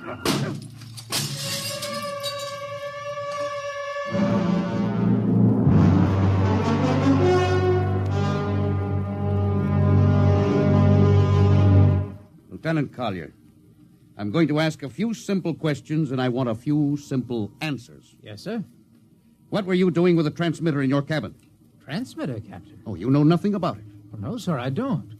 Do you recognize these calibration symbols? No, sir. Can you think of how it might have been placed in your cabin without your knowing it? No, sir, unless someone came in while I was on duty. Would that have been possible? I suppose so, if someone had a key. I found your cabin door unlocked. Well, I meant a key to the wall cabinet. I didn't say the wall cabinet. Well, I... You what, Lieutenant? How could you have known it was in the wall cabinet? Well, I just assumed, sir. Lieutenant Collier, I find it hard to believe you would lie. Having known and respected your father, having observed the way you handle your job. However, I intend to get to the root of this thing. May I have your wristwatch, Lieutenant? Sir? Your wristwatch. Yes, sir. Paulison, turn on that Geiger counter. Yes, sir. Hold this watch next to it. Yes, sir. That's all. Lieutenant, if you hadn't any close contact with that transmitter, how do you explain the radioactivity of this watch? Well, I don't, sir. I think you'd better. To whom were you sending those signals? Condition red. Condition red. There's your answer, Captain. What is this, Collier? Alien spaceship approaching. Alien spaceship approaching. Collier, who's aboard that ship? All right, now talk! Very well, Captain. My mission seems completed. Your mission? Are you admitting that you're an agent of a foreign power? I'm stating it. What nation? No nation, Captain. What? I am an agent of the Voltan government. Oh, what? The government of the planet of Voltan. You're crazy. Are you so stupid, Captain? Did you think your people are the only ones who can invade another planet? What do you mean? We've had agents operating on Earth since 1945. I don't believe you. What do you think happened to those 5 ships, Captain? Where do you suppose we got our information? Your language, your culture, family background. Your appearance, you look like... Like Commander Collier? Well, is that so surprising, Captain? You see, Captain, we had a living model. I ought to kill you. That would be very foolish, Captain. I would advise you to surrender without delay. Alien ship now coming into ordnance range. I'll deal with you later, Collier. Paulison? Yes, sir. Put this man in irons, take him away. Don't worry, sir. We'll take good care of him. Carpenter, Robinson. Gunnery. Gunnery Richardson. What's the range? 10,000 meters. They're closing fast. Put your guns on radar tracking. Tracking. Coming on the bearing. Fire. Fire, Richardson. Richardson, did you hear me? Fire! What's the matter down there? Did you hear me? Richardson, answer me. It's no use to shout, Captain. Collier, how did you get loose? Where's Paulison? Lieutenant Paulison is dead. All stations! Lieutenant Collier has escaped. Seize him, men! Don't waste your breath. Your men can't hear you, Captain. What? Those still alive are my men. You're lying. No, Captain. Every ship that has ever left Earth was controlled by a Voltan crew. That's impossible. Those were hand-picked men. Hand-picked by us. I don't believe you. No? Then why not call for help? Carpenter, Robinson, Haley, report. You see, Captain? Carpenter, Robinson, Haley. It's quite useless, Captain. I would advise you to sit very quietly and do nothing. Very well, Collier. You've beaten us. What now? The ship will be taken to Volta for, shall we say, further experimentation. I see. Of course, there's one thing you hadn't counted on. Just what is that, Captain?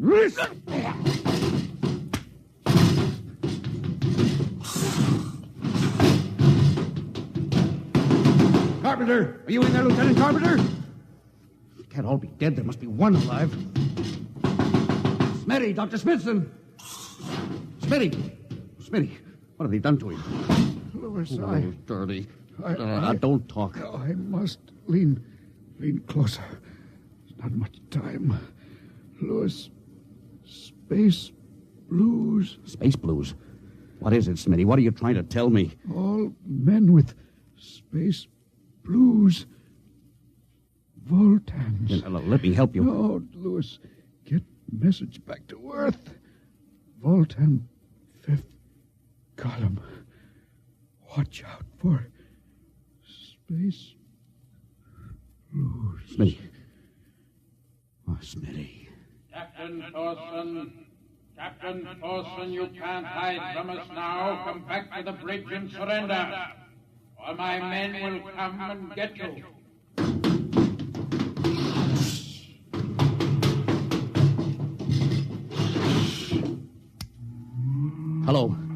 Hello. Star Cloud calling Earth. Oh, please, God, let me get through before it's too late.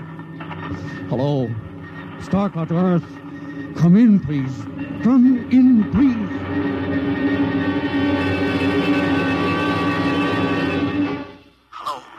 Hello. Star Cloud to Earth. Captain Thorson calling. Charlie, come in, please, hurry. Hello. Oh, hello. Can you hear me, Charlie? Skipper, is that you? Are you getting my signal? It's coming in a little louder now, Skip. Keep sending. God, now look, Charlie, listen to me.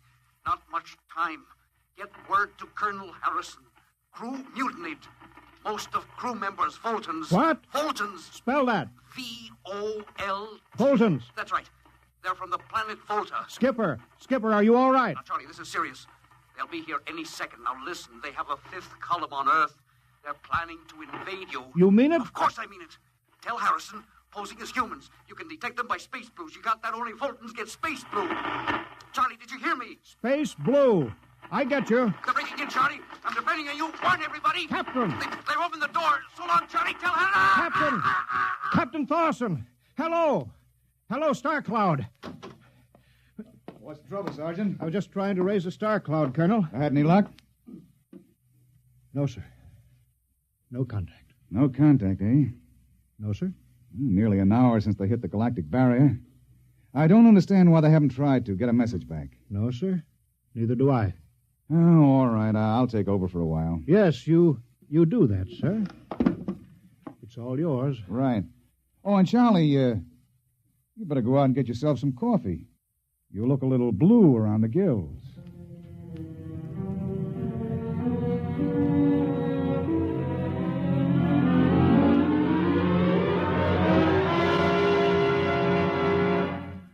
Tonight, X-1 has brought you No Contact, written by George Lefferts from an original story of Lefferts and Ernest Kinoy. Featured in the cast were Louis Van Ruten as Captain, Donald Buca as Collier, Wendell Holmes as Charlie, and Bill Griffiths, Bill Smith, Matt Crowley, and Ken Williams. Your announcer, Don Pardo. X-1 was directed by Fred Way and is a transcribed NBC Radio Network production. And now, next week. When you want to take over a world, you naturally look for its weak point, some way to catch its people off guard. We live in a world where everybody loves a parade, a world of press agents and publicity stunts. But who would ever dream that invaders from outer space would take advantage of that weakness and actually hire a press agent to advertise their coming? Who would believe it was anything but just another publicity gag? At least, not until the terrible moment when it was already too late. The moment of X-1.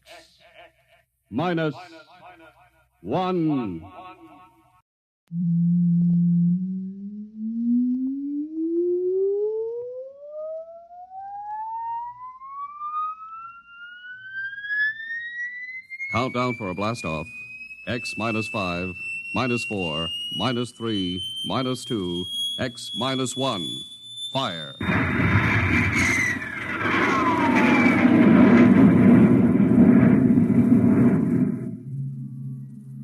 From the far horizons of the unknown come transcribed tales of new dimensions in time and space. These are stories of the future, adventures in which you'll live in 1,000,000 could-be years on 1,000 maybe worlds. The National Broadcasting Company presents X-1. one.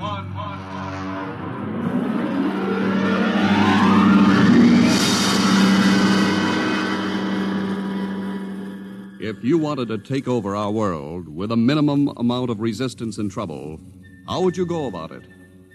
Tonight we'll tell you how, with a strange and chilling story by George Lefferts, The Parade.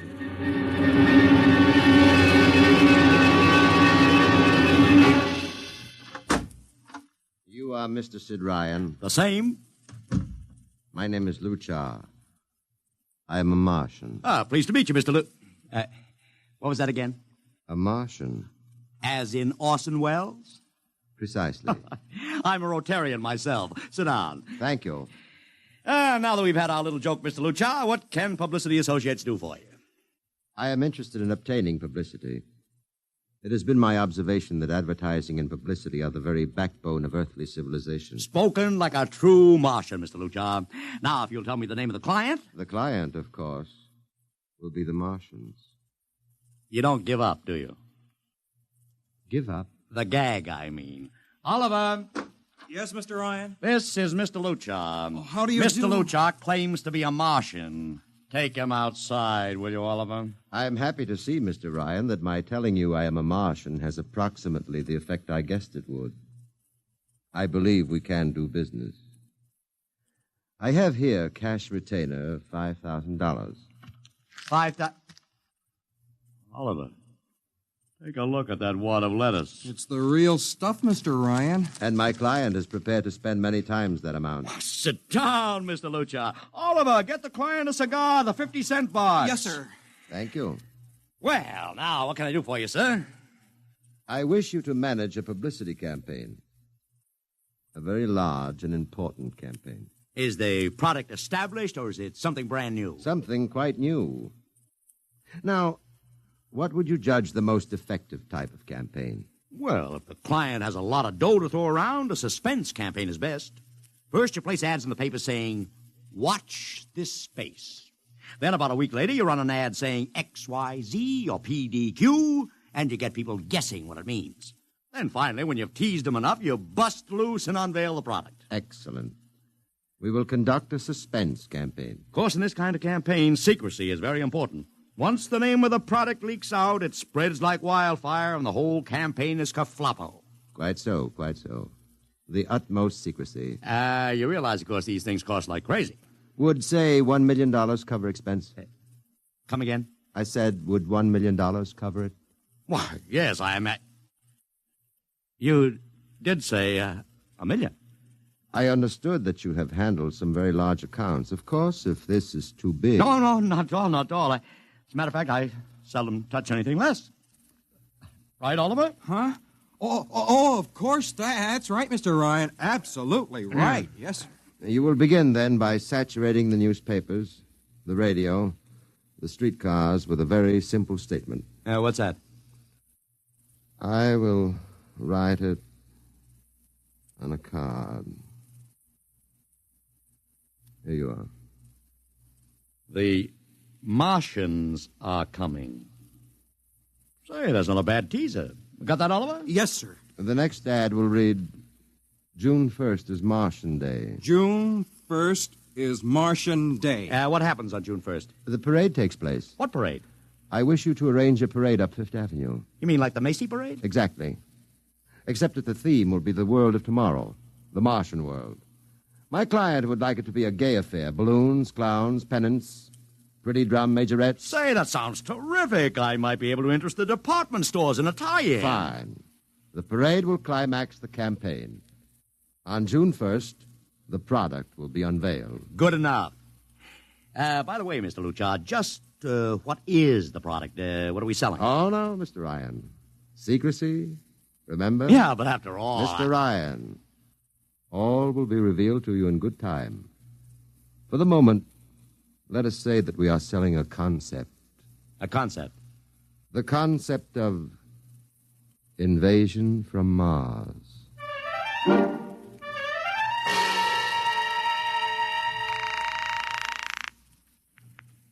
Sorrel Talent Agency. Sammy Sorrell, please. This is Sammy. This is Sid Ryan over at Publicity Associates. Listen, Sammy, how you fixed for midgets? I got midgets. Fine, I need 40 midgets for a parade. 40. June 1st. And listen, Sammy, I want them dressed in little spacesuits. In little... You know, like men from Mars. Mars. Okay? And I want some movie extras, maybe 50 of them. 50. Also rigged up like men from Mars. Make them look gruesome. Got that? Gruesome. Also, I need some horses with pretty girls on top of them. Maybe you can get that bunch from Maroney's Traveling Circus, the one we booked for the Fireman's Parade in Albany last year. Yeah, I'll try, Sid. Never mind the expense. Just get me the talent. It sounds like you landed a big client there. Who is it? It's a secret. I gotta hang now. Call me back, Sammy. Right. How you doing, Oliver? Oh, fine, Mr. Ryan, just fine. I got 100 small boys pasting little stickers. The Martians are coming on the subway platforms. Good. We got full-page ads in all the dailies. Good. And 10-second spot announcements on every local station. Good. It's costing a fortune. Good. The more it costs, the bigger our percentage. Spend like you were going to the electric chair, Oliver. Yes, sir. How are you making out in the parade? If it comes off, it'll be the biggest thing since Barnum invented the midget. I've got Macy's, Gimbals, and Saks to contribute floats. Everything is built around the Martian theme, see? Even the horses will have long feelers attached to them and funny-looking extra legs. It'll be sensational. That sounds fine, only... Only what?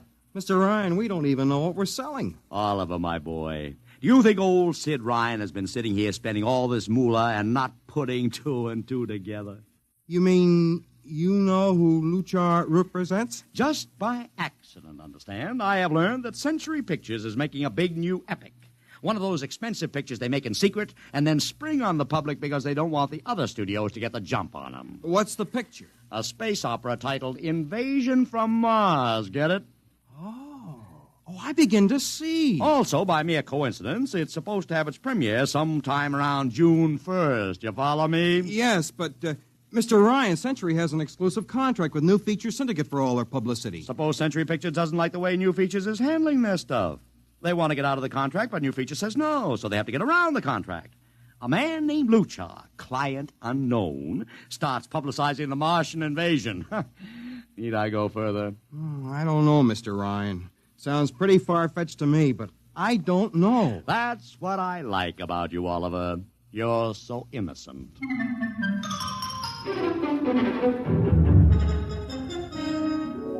Now, let me talk to Commissioner Patrick, please. Sid Ryan.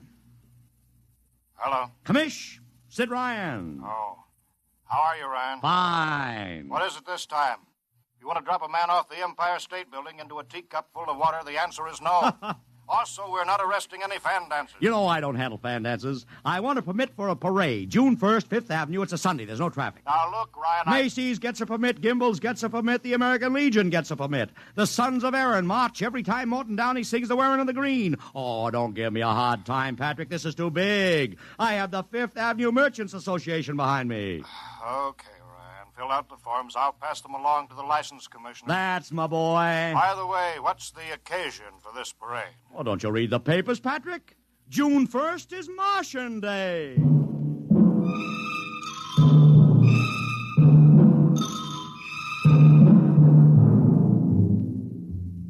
How is the campaign going, Mr. Ryan? Like wildfire, Mr. Luchar, like wildfire. Everybody and his brother is going along with the gag. Yesterday, we distributed 50,000 Martian hats to school kids. I got some of the merchants doing World of Tomorrow displays in their windows. Every big novelty manufacturer in town is climbing on the bandwagon. They want to get into the parade with floats, giveaways, anything. Everybody smells a buck to be made.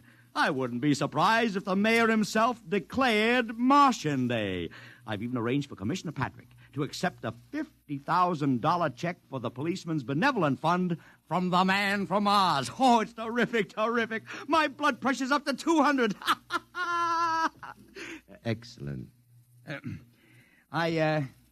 I understand Century Pictures spent over $1 million making that space opera. I beg pardon? Oh, come, Mr. Luchar. Sid Ryan wasn't born yesterday, you know. I know who our client is, even if you don't admit it. You do? Always thinking that's me. Well, as long as you know, let's keep it to ourselves, shall we, Mr. Ryan?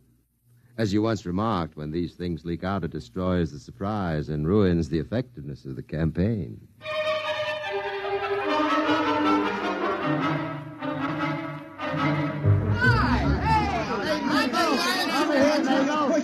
Ladies and gentlemen, this is Ken Daly speaking to you from our portable transmitter atop the reviewing stand for the much-heralded Martian Parade on 5th Avenue. It's a beautiful sunlit day here in New York. A perfect day for a parade. And the streets are packed with thousands of spectators, all eager to find out what this is all about. There's an air of shrill expectancy. Some of the kids and their parents have been camped on the curbstone since early this morning to be sure of ringside seats when the so-called Martians pass by. I've just had word from Saul Brown up at Central Park Mall that the Martians have landed from big pink balloons.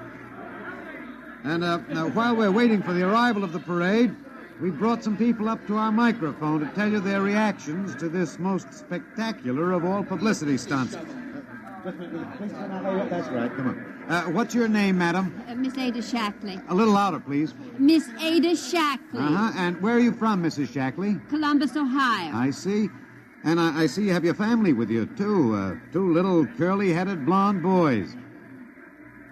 Are you in New York on vacation? We came for the Shriners Convention with their daddy. What do you think of Martian Day, Mrs. Shackley? Well, it all seems very strange to me, but the boys have been pestering me to watch it, so we've been standing here 2 hours. I can't make head or tail of it. Well, neither can a lot of other people, Mrs. Shackley. But judging by the thousands here today, there's a lot of curiosity. Curiosity killed the cat, folks say. Well, let's hope not. Thank you, Mrs. Shackley. Mr. Ryan's here. Ryan, right. And this is Mr. Sid Ryan, ladies and gentlemen, the publicity man who's the brains behind the Martian Day stunt. Hello, Sid. Good morning, Kenneth. Easy, not so close to the mic. Oh, sorry. Hey, Sid, you've certainly lifted the lid this time. Looks like it, doesn't it? Sid, there's been a great deal of speculation as to exactly what all this is leading up to. I've heard some folks say it's a big war bond drive. Others think it's just to stimulate local business. And, look, I understand in the trade itself, the smart money says you're building for the premiere of Century's forthcoming extravaganza, Invasion from Mars. Now, come clean. Can you tell us what the real story is? Ken. I'd like to, but honestly, I can't. Oh, man of mystery, eh? Are you going to watch the parade from the stand here? No, Ken, I can't stand noise. I'm going up to my office and watch it company. Well, thank you, Sid Ryan, and good luck. And here they come, ladies and gentlemen. The first units of the big Martian parade, swinging down Fifth Avenue with fanfare, colored streamers, music, confetti, floats, all the trappings of a Mardi Gras. And here in the vanguard is a whole troop of little midgets in weird-looking pink and blue spacesuits, carrying Rube Goldberg weapons with signs painted on them. Let's see, I can read one which says, Atomic Blaster. Another one has a placard reading, We're Martian through Georgia. And here come the clowns, laughing and falling all over each other. They're giving free sugar candy to the kids along the way. Yes, ladies and gentlemen, this is a happy, laughing crowd along Fifth Avenue today. A true reflection of the great sense of humor and good nature that makes America the place it is.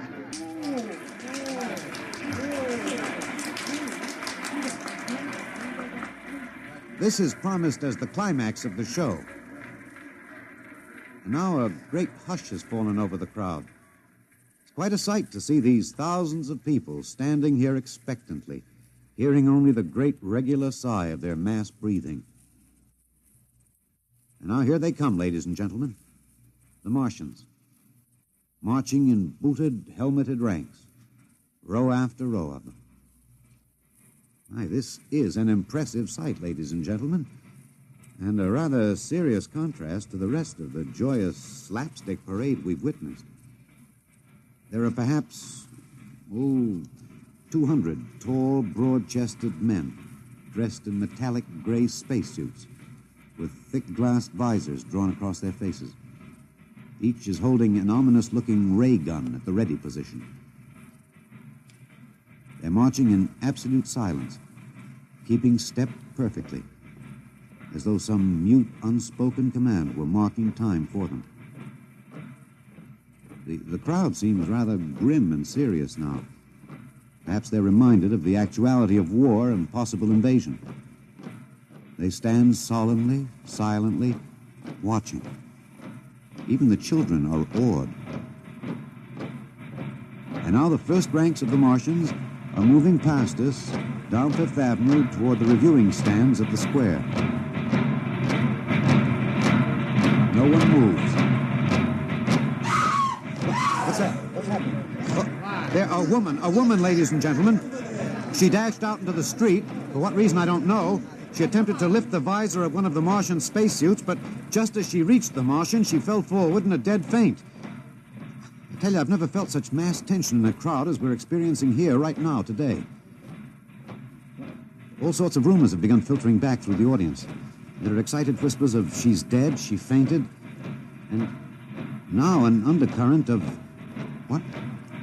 They're really Martians. This is an example of how a single incident can precipitate mass hysteria, ladies and gentlemen. I tell you, it's a mighty reassuring sight to see the blue uniforms of New York's finest spaced every 10 feet or so along the avenue. Somehow, I can't explain it, this incident has begun to work on what was a moment ago a happy, carefree crowd, and the complexion is changing.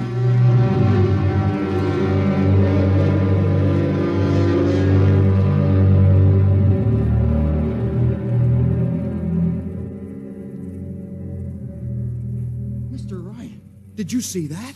A woman fainted. Of course I saw it. What do you suppose she saw? Oliver, old man, did I ever tell you you were too naive for this business? But that young woman ran out into the streets to get a close look at the Martians, and then she screamed and fainted dead away. I'm well aware of that, Oliver, since I paid her $50 to do it. What? The dramatic moment, Oliver, the stock and trade of the good publicity, man. Relax. Holy smokes, you sure think of everything. Yeah, for my share of this deal, roughly $100,000, I can afford to think of everything. Shut the window. Don't you want to see the finish? We'll go down to the reviewing stand for the finish. Right now, I want to make a phone call. By the way, where's Lucha? I haven't seen him. Well, he'll be around. Boy, those Martians sure look like the real thing. How would you know the real thing if you saw it, Oliver? Well, gee, I don't know. Close the window, Oliver. Oh, yes, Mr. Ryan.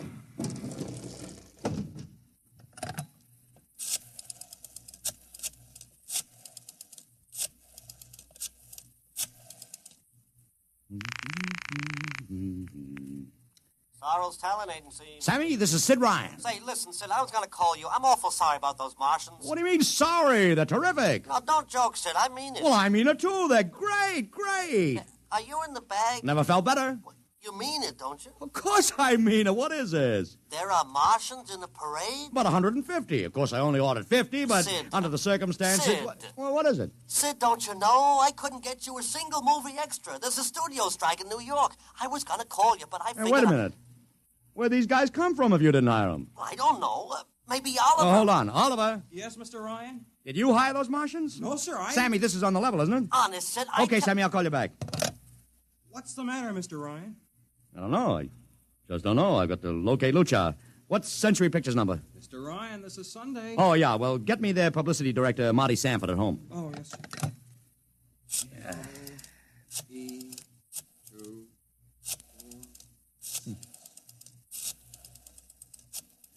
Here you are. Thanks. Sanford. Marty, this is Sid Ryan. Oh, hello, Sid. How's the big Fine, promotion? fine. Listen, Marty, this is dead serious. On the level. Get it? What's wrong? I've got to locate Lucha. Lou who? Lucha, come on now, Marty. This is life and death. The guy you sent over to hire me for the invasion picture. Invasion picture? Invasion from Mars, the space opera. Are you batty? Marty. That picture was shelved last month. What? Sure, back in the can. Too expensive and too fantastic. The big shots decided you can't sell a Martian invasion to the American public. And I never heard of a guy named Lou. Mother heaven. What is it, Mr. Ryan? You look terrible. That's too fantastic. What's too fantastic, Mr. Ryan? Is something wrong? Open that window. I want another look at those Martians. Yes, sir.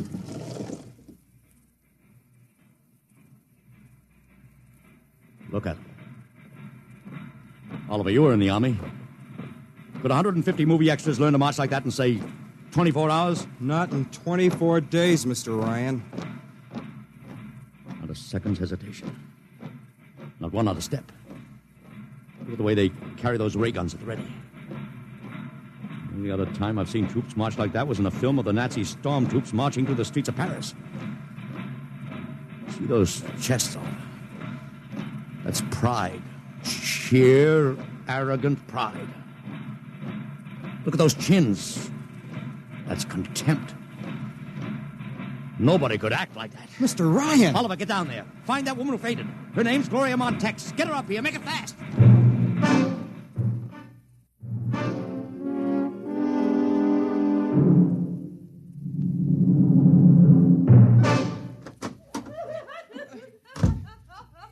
Here she is, Mr. Ryan. I can't get much sense out of her. Stay away from me. Gloria, it's me, Sid Ryan. Oh, don't kid me. You're a Martian. Gloria, settle down. No, you're wearing a mask. Baby, it's me, Sid. And underneath, it's awful. It's all big green eyes and those feelers like a catfish. Baby, snap out of it. Listen, what happened down there? You ran out and screamed like I told you, but the fainting, that wasn't in the act. Oh, go away, please. Go away. What'd you see? Oh, no, please. It's too awful. Please, please. Just one question, baby. Inside that helmet, what'd you see? You won't get anything out of her, Mr. Ryan. She needs a doctor. Okay, Oliver, I've heard enough anyway. You take care of Gloria here. Get her a drink. Where are you going? To see the commissioner. We gotta stop this parade before things begin to happen.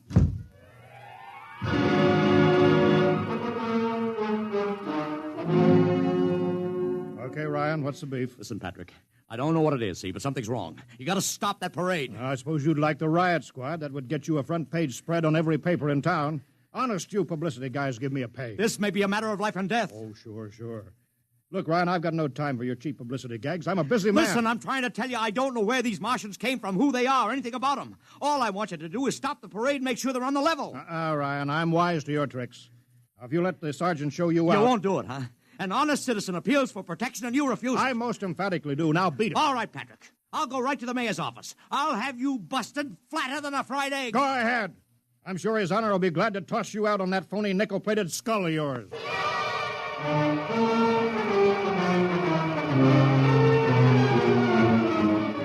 You heard me, Ryan. You cannot see the mayor. Adolf, please. This isn't a gag. I don't want publicity. All I want to do is maybe prevent something horrible from happening. In case you don't know it, wise guy, something horrible is already happening. A couple hundred little kids are in the hospital with ptomaine poisoning from that phony Martian candy you passed out.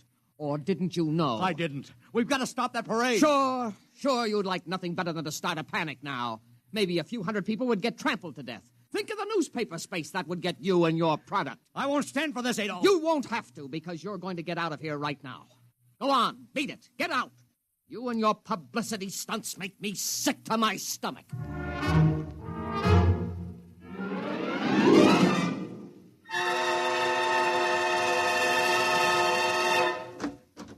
Oliver!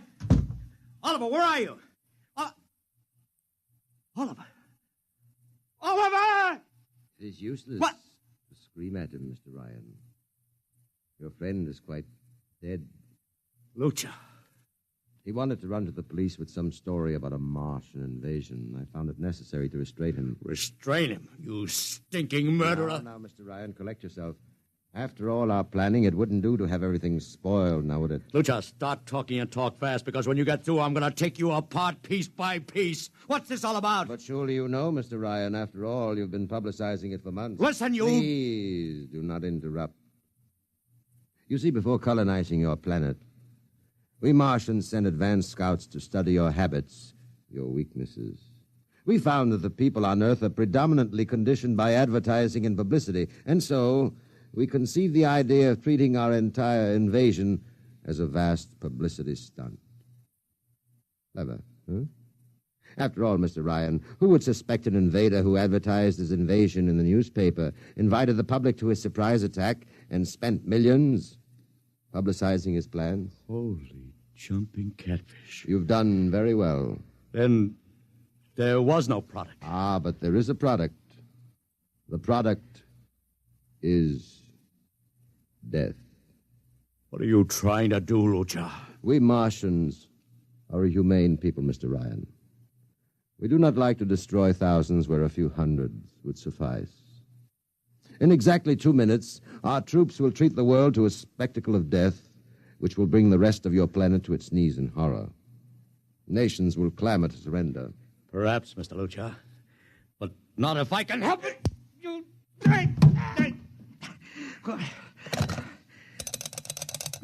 Yes, please. Operator, this is Mr. Ryan. Get me the field telephone on the reviewing stand of the Martian Day Parade. Hurry. Anyone in particular? Just hurry. Reviewing stand, Sergeant Cassidy. Get me Commissioner Patrick. Hello. Hello. You'll have to talk louder. I want Commissioner Patrick. Oh. Patrick! Wait a minute. Things are quieting down. Now, what was it you wanted? This is Ryan. I have to talk to the commissioner. It's a matter of life and death. I'm sorry, you can't talk to him now. The chief Martian is presenting the PBA check to him. The Martians are going to fire a salute. Listen, you got to stop him. What? Stop him! I'm sorry, Mr. Ryan. You idiot! The worst is going.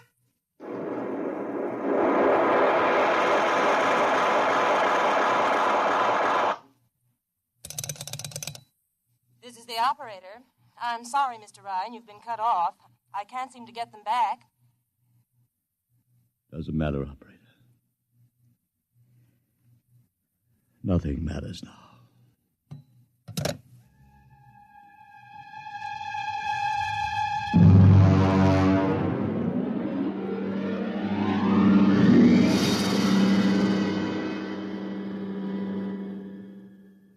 Tonight, X-1 has brought you The Parade, an original story written by George Lefferts.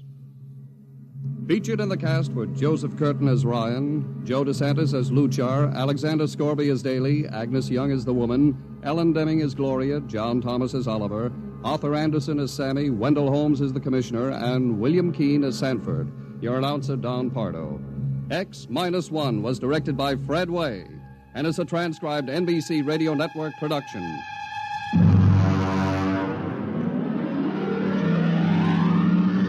Next week, the tables turn. Instead of Martians invading Earth, we bring you a tale of men invading Mars.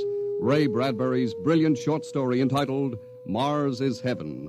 Suppose you were a member of the first rocket ship crew to land on Mars, but instead of seeing Martians, you find that you've landed in a town that looks just like home, that all your dead relatives and friends are there to greet you, so that as incredible as it may seem, you think you're really in heaven. That is, you think so, right up to the fatal moment, the moment of X-1.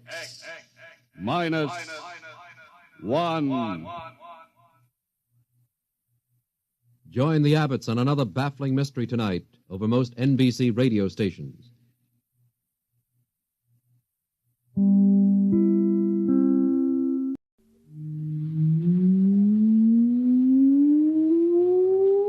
Countdown for blastoff. X -5, -4, -3, -2, X -1. Fire.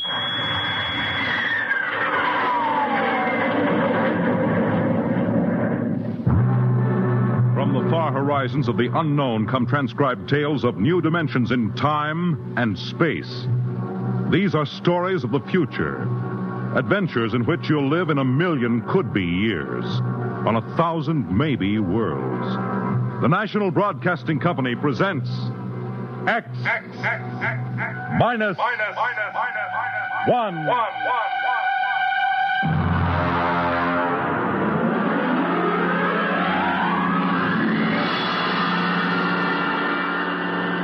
Tonight's story, Mars is Heaven.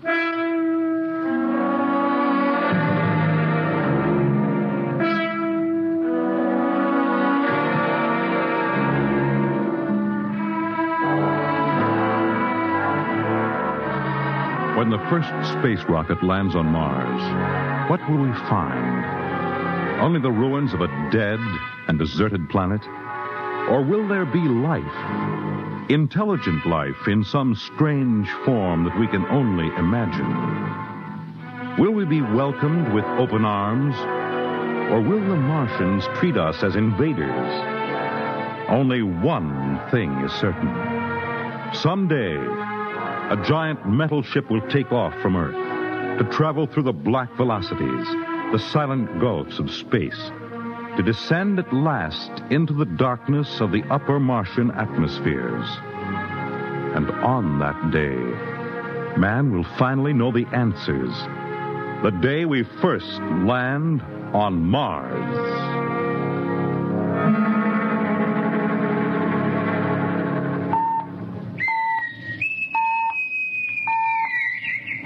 Now hear this. Approaching critical deceleration. Fasten gravity suits. Stand by to land. There it is. We've intersected the course vector, sir. All right, Mr. Lustig. Over to manual control. Aye, sir.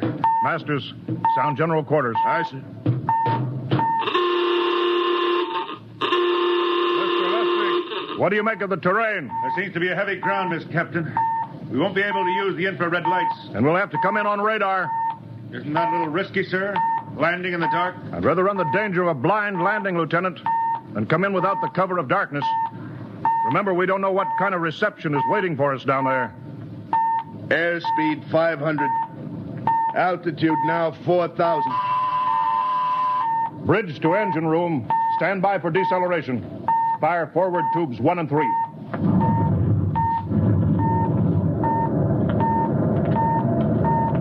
Steady as she goes, Mr. Lustig. As she goes, sir.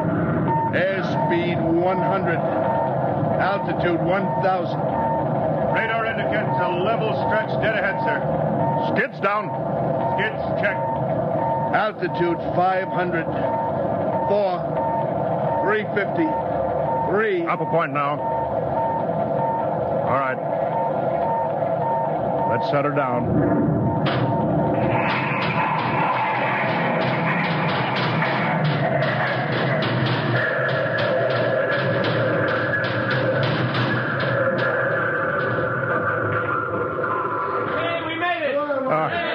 Cut the power.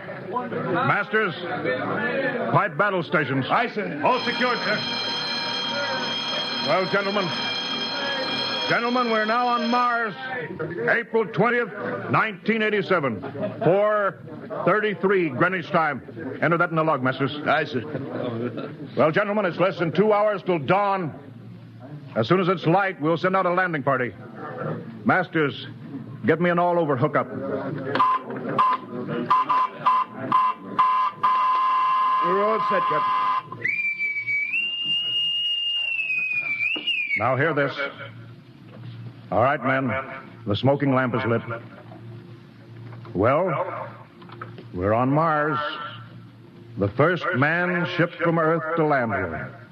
We don't know what we're going to find or what dangers we may face. We're 17 men on an alien world, and it's up to us whether we ever get home again. The next few hours should tell the story, and I want instant obedience to all commands. I'll court-martial the first man who doesn't jump to when he's ordered. And one other thing. We may be on Mars, but this is still a United States naval vessel. Officers will conduct a personal and weapons inspection in 1 hour. That's all. An inspection, Captain? Now? Mr. Lustig, we've got an hour and a half to sweat out before we find out what's outside that airlock. I'd rather have a man worried about his stripes than about what's waiting outside on Mars.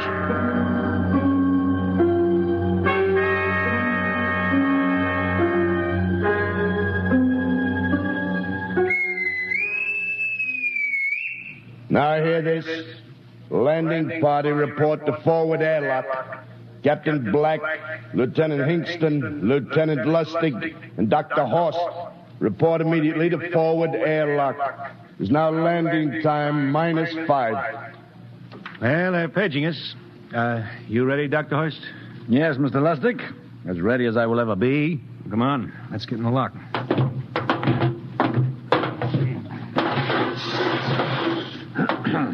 Hingston, Lustig, and Horst reporting in the airlock. Very well, sir. The captain will join you. 4 minutes to go. At least the captain would get here. What difference does it make? I just want to get it over with, that's all. Anybody got a cigarette? Yeah, I think you're smoking too much, Lieutenant Lustig. Are you nervous? I offer you, Horst. Wondering what's hidden outside underneath that ground mist? I've been giving it some thought. It'll be very interesting to find out. A very unusual planet, Mars. Why? It has an atmosphere. A wonderful thing, an atmosphere. Where you find one, you find life. You mean Martians? What do you think they'll look like? Who knows? Intelligent life can take many forms. You mean they may have green skins and eyes on stalks or something? The comic book conception is possible, of course. Or they may have developed power beyond us. Perhaps they have a science that can produce weapons far more dangerous than our atomic missiles. You think we may have to fight our way out? After all, we are invaders. Now hear this. Landing time -2. All right. We heard this. You know what I'd like to find outside that airlock? Good old Illinois. Ever been there, Lustig? Only Chicago. Well, you ought to see my hometown. Green lawns, big white houses. Sounds like my hometown. My grandmother used to have one of those iron deer on the lawn. Every Halloween, we'd paint it another color. One time, we painted it black and white like a Holstein cow. Where does your family live, Dr. Horst? I have no family. When I was a child, they were gassed to death in the Dachau concentration camp. Tough. No, it has its advantages. I have no ties on Earth. Nothing to lose now. I imagine I'm the only one on board who is free to enjoy our present peculiar position. All right, Masters, you can button it up now. Aye, sir. Well, gentlemen, check your sidearms. In 1 minute, we'll be the first men to set foot on Mars. Quite an honor, eh? As long as the medals are not rewarded posthumously. Still uneasy, Dr. Horst? Captain Black, I've been uneasy ever since I can remember. On Earth and on Mars. Well, 30 seconds. Give me the intercom phone, Lustig. Yes, sir. Masters? Aye, sir. Battle stations are to be manned till we return. If we're not back in 2 hours, I want no rescue party sent out. Blast off and save the ship, you understand? Aye, sir. All right. 5 seconds. 4, 3, 2, 1. Lustig, open the outer airlock. Aye, sir.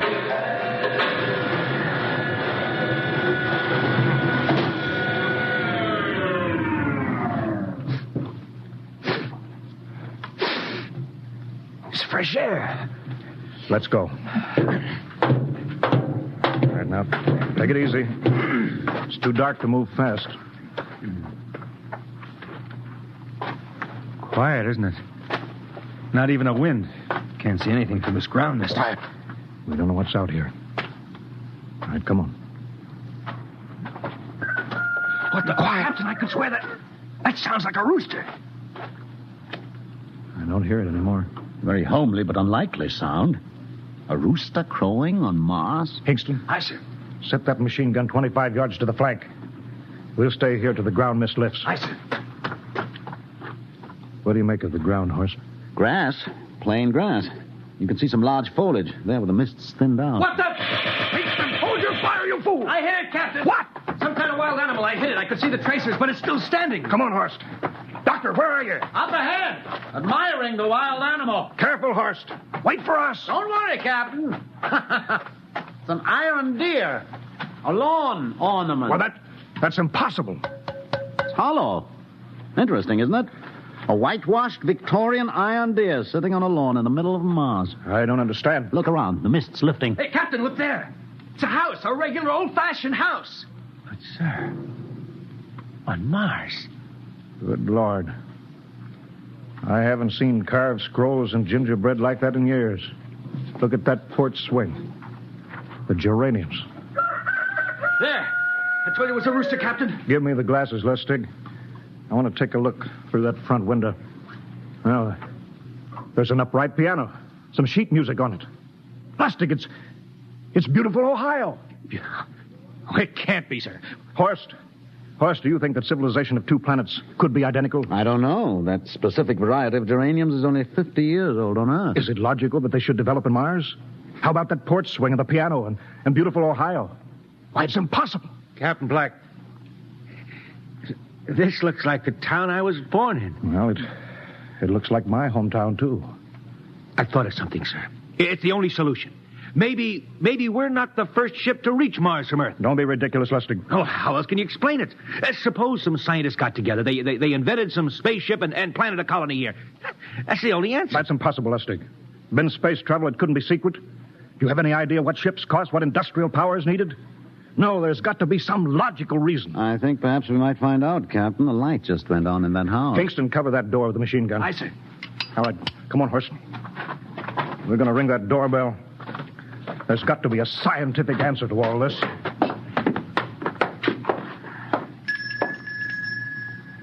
And there's something moving in there. Stand back, Horst.